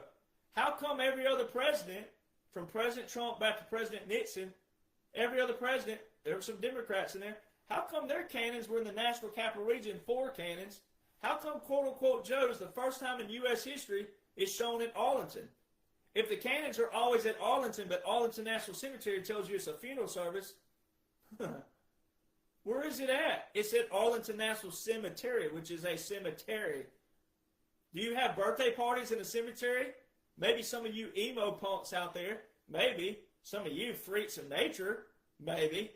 But do you see anybody with a right brain going, hey, I want to celebrate my birthday at the cemetery this year? Maybe they'll fire some cannons for me. So see, people out there, they actually prove it. They hate so much that they actually prove it with their hatred. So yeah, they are always at Arlington because it's a funeral. They fire cannons for funerals because they're in a cemetery.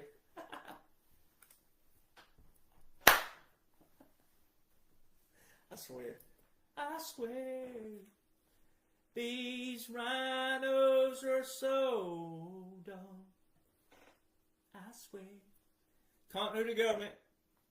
It's all there. Executive Order 13961. Your last order of succession. Every president had an order of succession, but quote unquote Joe. All right, your military government. All the quotes around it. President Trump said October 2024. We're an occupied country. We will soon no longer be an occupied country. The Great Liberation starts November the 5th. The Great Restoration starts January the 20th. Ladies and gentlemen, those are terms straight out of the Law War Manual. They're not federal government anything. Occupied country, white flag of surrender, restoration, capitulation, puppet government. They're all right out of the Law War Manual. And also the Law of Land Warfare, which all supersede the Constitution and your Bill of Rights. Military government shows you this. The law backs that military government supersedes all those.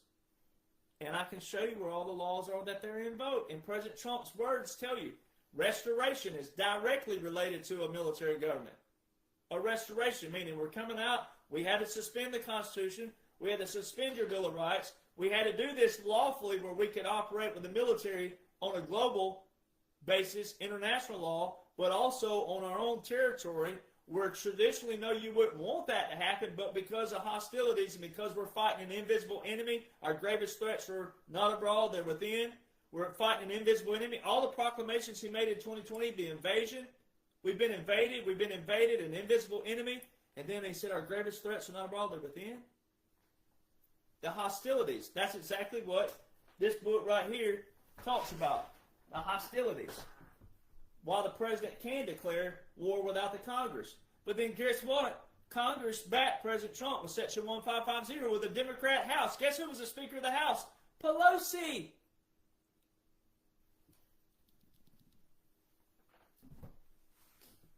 White flag of surrender. Remember Angela? Remember Angela Merkel? No one remembers her now. I gave her the white flag of surrender.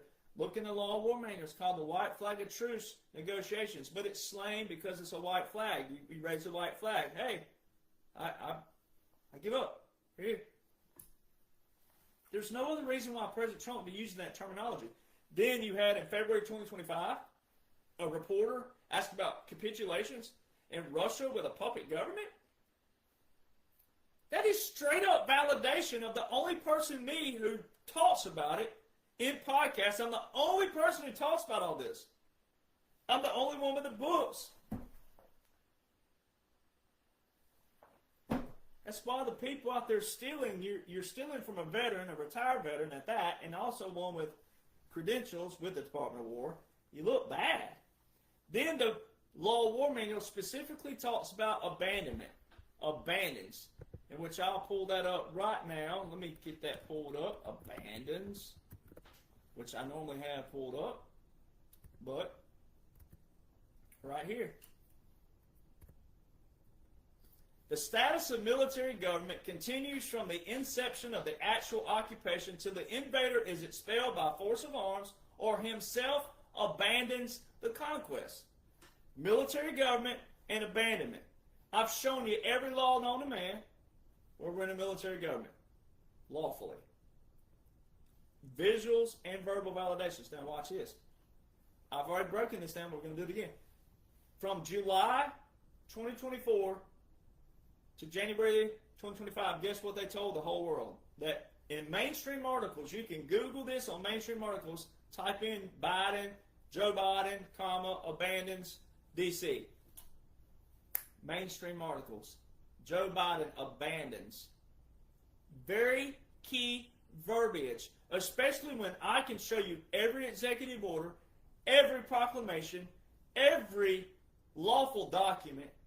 And then I can show you the military government manuals, like I've shown you, the military law, law war manual, and take you right to the receipts, as they call it. And in the law war manual, military government and abandons conquest, and then they put that specifically. How would mainstream know to write very specific language? Because they're under what? Restricting telecommunications, which is one of those executive orders with the national emergency that quote-unquote Joe, and those 8 executive orders with 8 national emergencies that were continued 4 years in a row by quote-unquote Joe, that's one of them. Restricting telecommunications. CNN's been hammered. MSNBC. The View is currently under investigation. Jimmy Fallon, you hear all these people out there? Jimmy Kimmel, all of them. PBS, NPR, they all lost their funding. Why would quote-unquote Joe continue an executive order with a national emergency that's terminating all these contracts being investigated by the FCC? Why is President Trump's executive order specifically FCC? Why does it say in military law, 47 United States Code Section 606, which is your Communications Act of 1934 and also 1996, why does it specifically say in a wartime,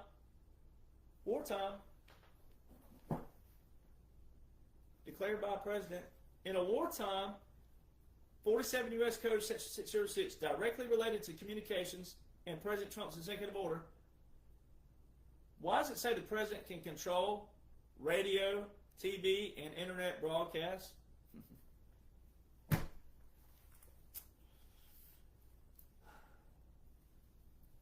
Nothing's new. It's all in an outline. It's all in 45-47 blueprint. I got it. You need to study the strategist. I'm a strategist, right? I think on the front, critical, divergent, convergent, analytical. I'm a thinker all the way around the board. I can a problem solver on the front. I've got buddies who are too. They're in operations as well, but I've got buddies who are all thinkers on the front. That's why these regurgitators out there are lying to you. There would be no need to lie in the first place. There's no reason to lie. But they're civilians, which means they're trying to look cool. They think this is all cool to be right about something. It's not. This is an operation. And all of us veterans were given opportunities in multiple layers and multiple facets at the capacity of which we can and could and wanted, etc. Right? That's why every veteran, President Trump said, remember your oath. Every veteran, it don't matter who you are, some of you who probably raised your left hand when you swore in that, those, not you. But, jokes aside, remember your oath, veterans. You're going to get to serve again. President Trump told you this. I mean, he can't get any more clear. So, all those people out there talking about, we have questions for Derek Jonhson. If you got questions for me, first off, I've answered every question from day one. The outline is there. If you're not reading, studying, comprehending 45-47 on this ball cap, plus the laws that outline that, then you're just wanting clicks and you're wanting to just trash somebody. When you trash an American veteran, especially one who can prove, once your lie is exposed, it's game over. It's game over. It's already game over for people who read and study. which just means that you've chosen your side of the line and you choose to be a douche canoe, and you're still going to be exposed in the end. So it's a waiting game for me, for all the people out there who have put me in the same category as President Trump. I've been accused of everything that President Trump's been accused of. I've been called all the same names. But some of these people try to separate it. I'm like, we have the same gematria. He validates me left and right. I've been around him. I signed the contract to write these books over and over. It matters. I signed the contract to write these books with timestamp evidence, which pings your iPhone, by the way. Your iPhone pings you to your exact location. I signed my contract to write these books February the 18th, 2023 at Trump International, which is his private golf course, with President Trump present. I've got photos of he and I that day, all kinds of unique photos where he's holding the phone up and all kinds of fun stuff. All right, different things. All right, but I have all kinds of unique photos at Trump International because it's more of the private location. Mar-a-Lago is cool and it's fun to go to if you've ever been there, but Trump International is more fun because it's private and it's just your dining area and the golf course. So you're either at one or the other. There's nothing else to do there about that, unless there's an event going on down the hallway, but it's more specific to that area. So President Trump, I'm the first person he's allowed outside of his family to sit at his table when he was not president, at his reserve table. He has a reserve table and a reserve chair that no one can sit at. That's the rules of the country club. He let me sit not only at his table, but I sat in his chair. Thumbs up, holding the contract up. February the 18th, 2023. That was 43 days before he put this image on his ball cap. Before then, it was just that right there.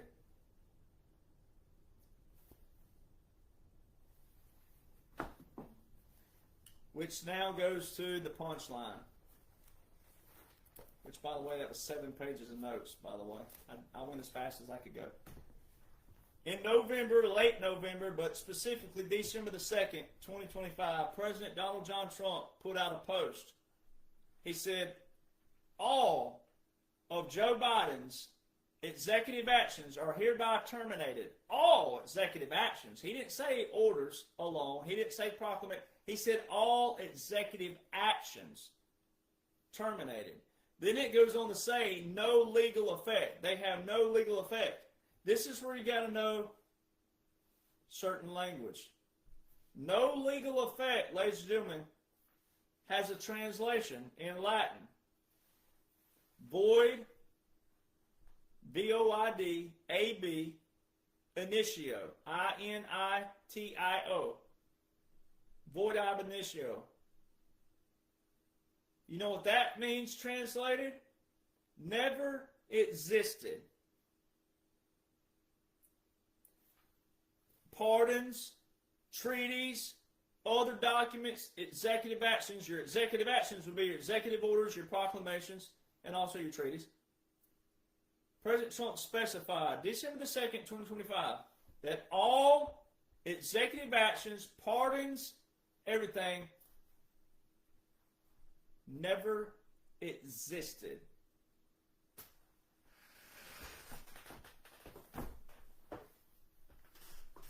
You know what day that I first met President Trump ever in my life? You know what that date was?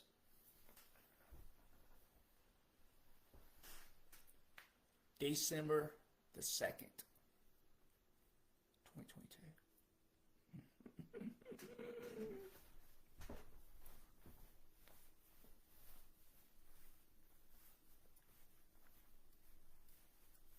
Sorry, guys. You just have to see it. Yeah.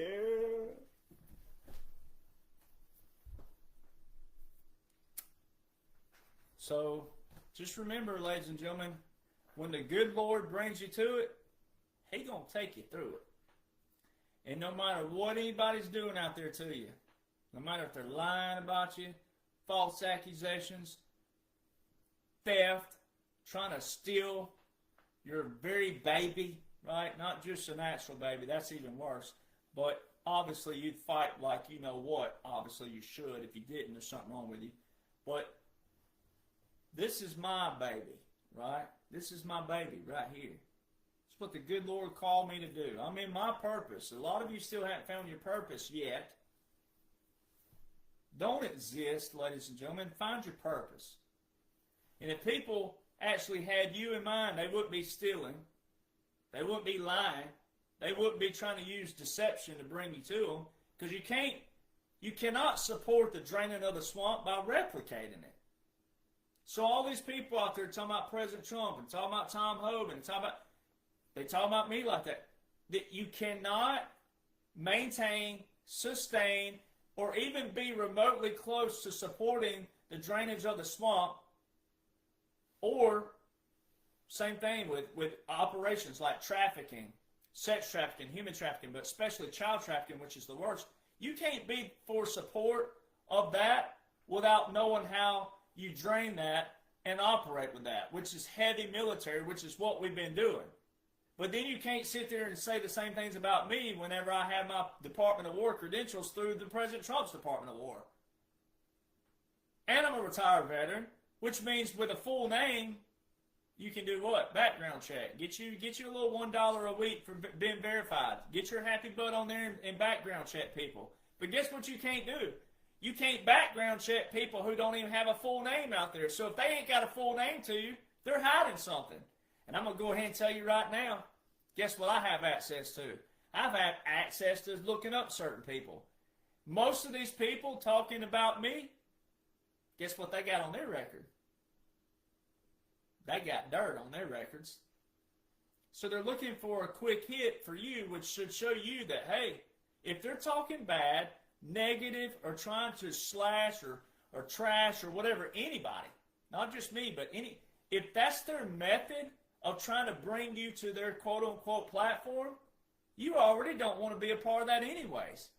Because if your goal is to leave negativity and to leave Debbie Downer and all this drama and propaganda, all that stuff, if you already hate that. If you hated that with the deep state and the swamp and the fake news, then why do you still follow that? Your discernment is lacking and slacking.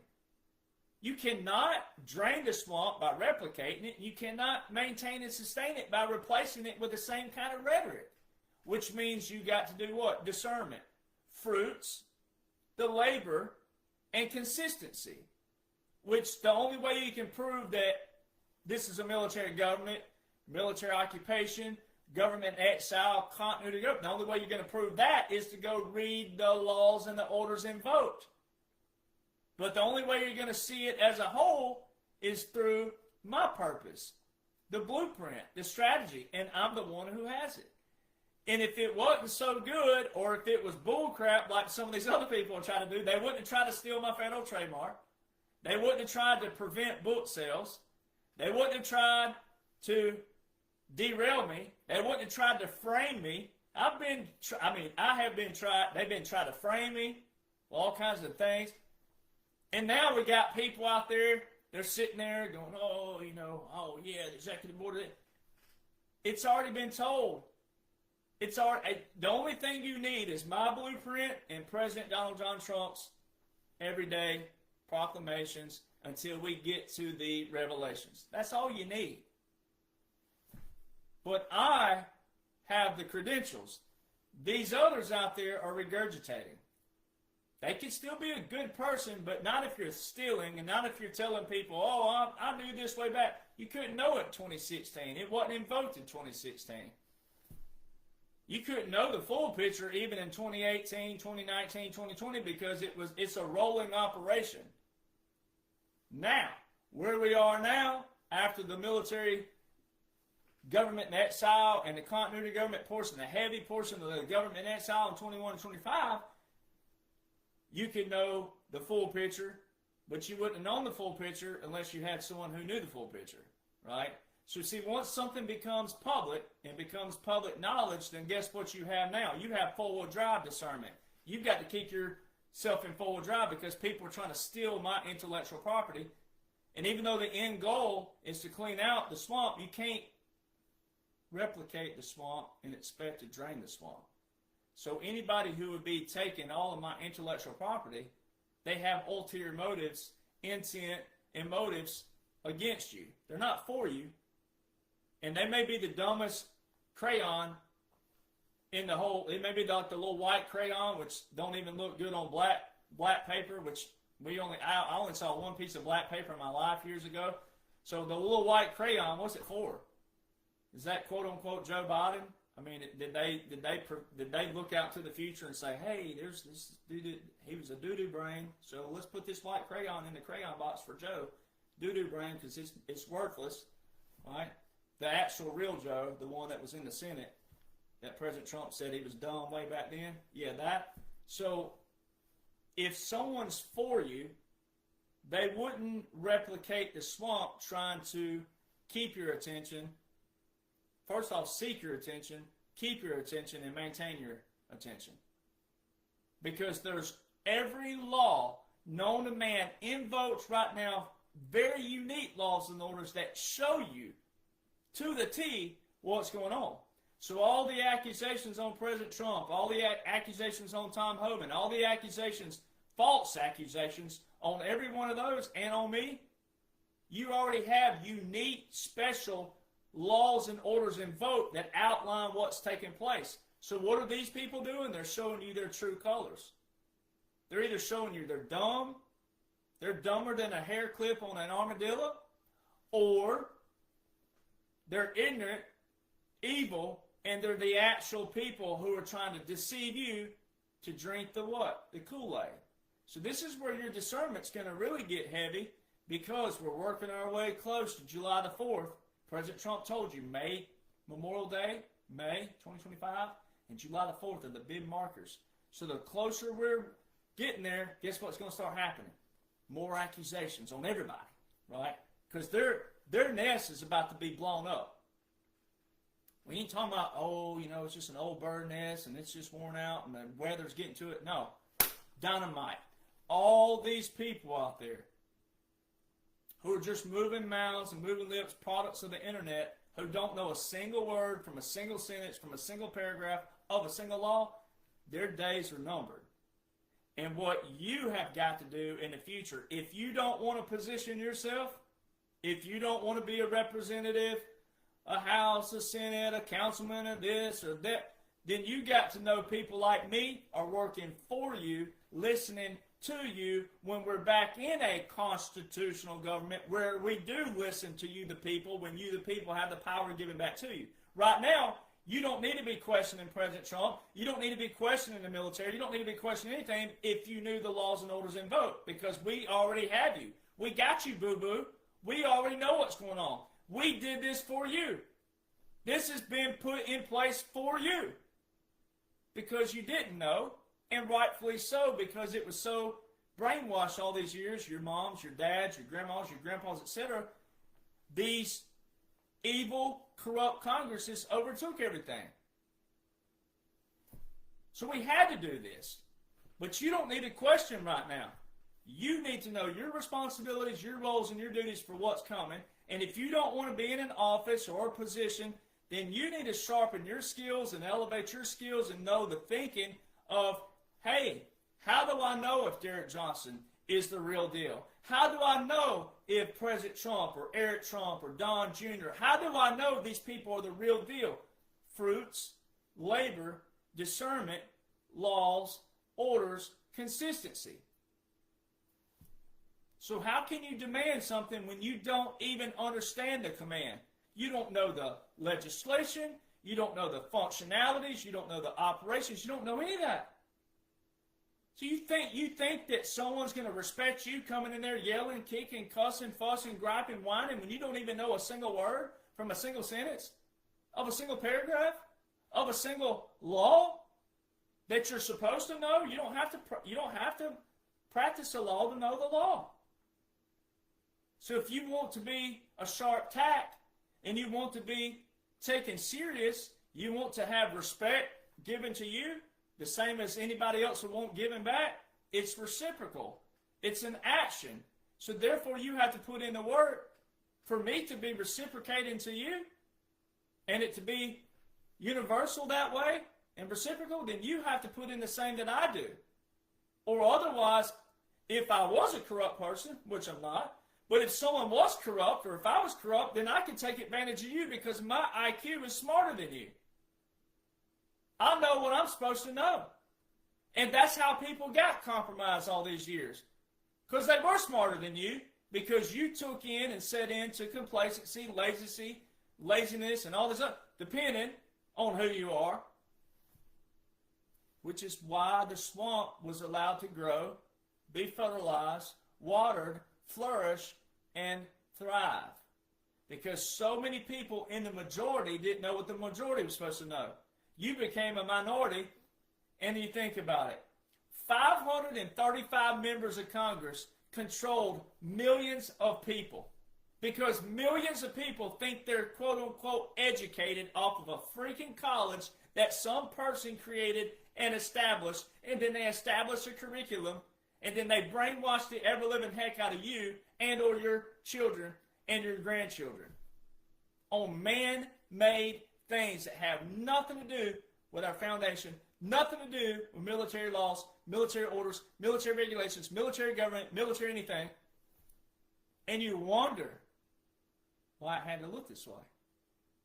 So if you'll know what you're supposed to know, you wouldn't have questions for me. The only questions you would have for me would be fun questions like, whoa, what do you think they're going to do next? What do you think in your wheelhouse and in your strategy and your strategic mind up there, what do you think they could do and how do you think they could do it? Those are the fun things.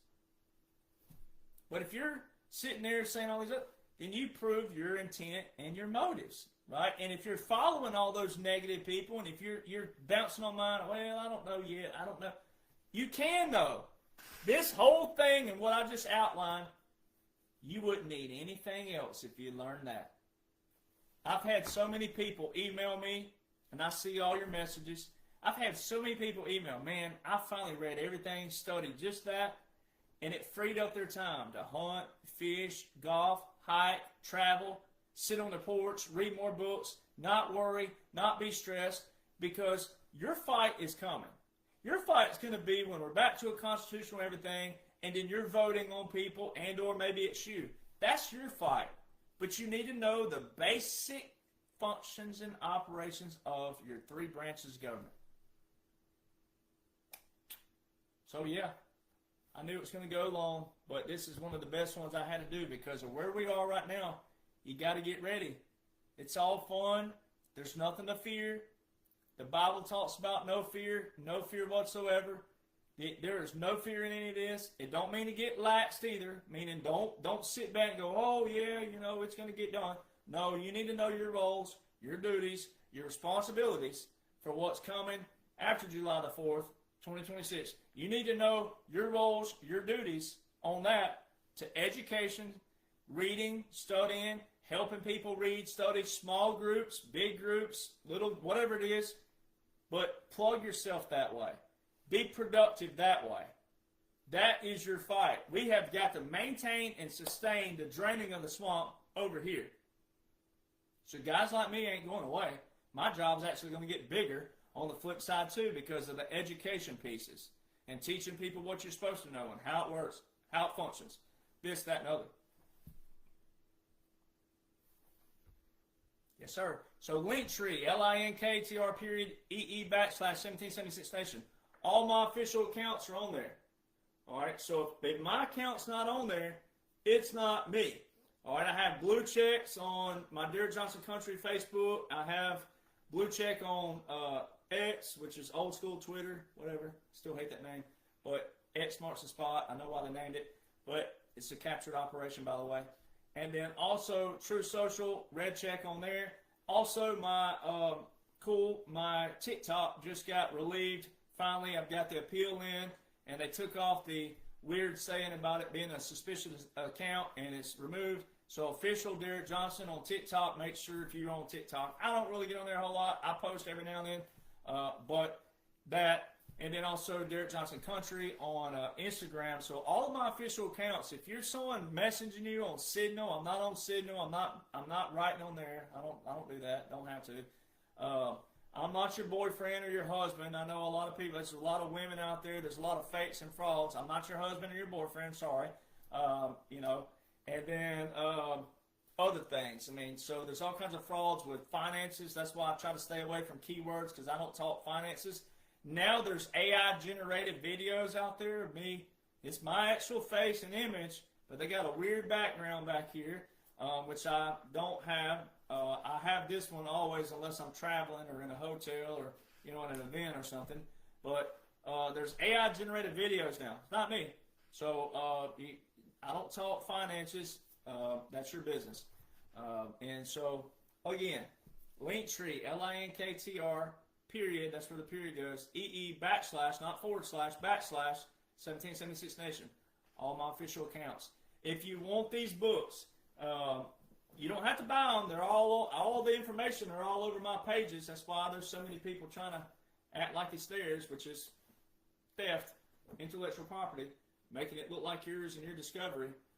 But again, believe, as President Trump calls it, 45-47, the strategic plan are in these books. If you want it, it's rattletrap1776.com. I do sign everything, all right, that comes through me. If you're having a birthday party and it's like you need it quick, go through Amazon because my process is a little bit longer than that. But we generally have a 2 to 3 week turnaround just because of ordering these and whatnot, where they got to come from and all that other stuff. But rattletrap1776.com. My music, DerekJohnsonCountry.com. That's the only way you can support me, or these books, and then also T-shirts, and if you want to be a part of that. You don't have to. And I can't make you, and I wouldn't make you. But that's just how country music artists with hits and stuff, we have apparel just because it's cool to us to have a brand and all that other good stuff, and to be a part of a cool, unique club. You don't have to. That's fine. But the books are on Amazon, and then also rattletrap1776.com. We also now have available shipping. I don't know what products, but there are available shipping now to Europe, Canada, and Australia. So that you'll have to go to rattletrap1776.com and see what's available. I don't know. And then there's like this flat tax for your shipping for whatever that is. So, you know your laws on taxes and all that other good stuff. So, anyways, pretty cool stuff going on. And, yeah, so signing out, baby. Yep. So, yeah, hang in there. It's all going to be all right. And, get ready to fight on the other side, the good fight, not a bad fight. The worst part's over. We're in the fun part right now, and you just got to hang tight. So, we'll see you soon, buttercups.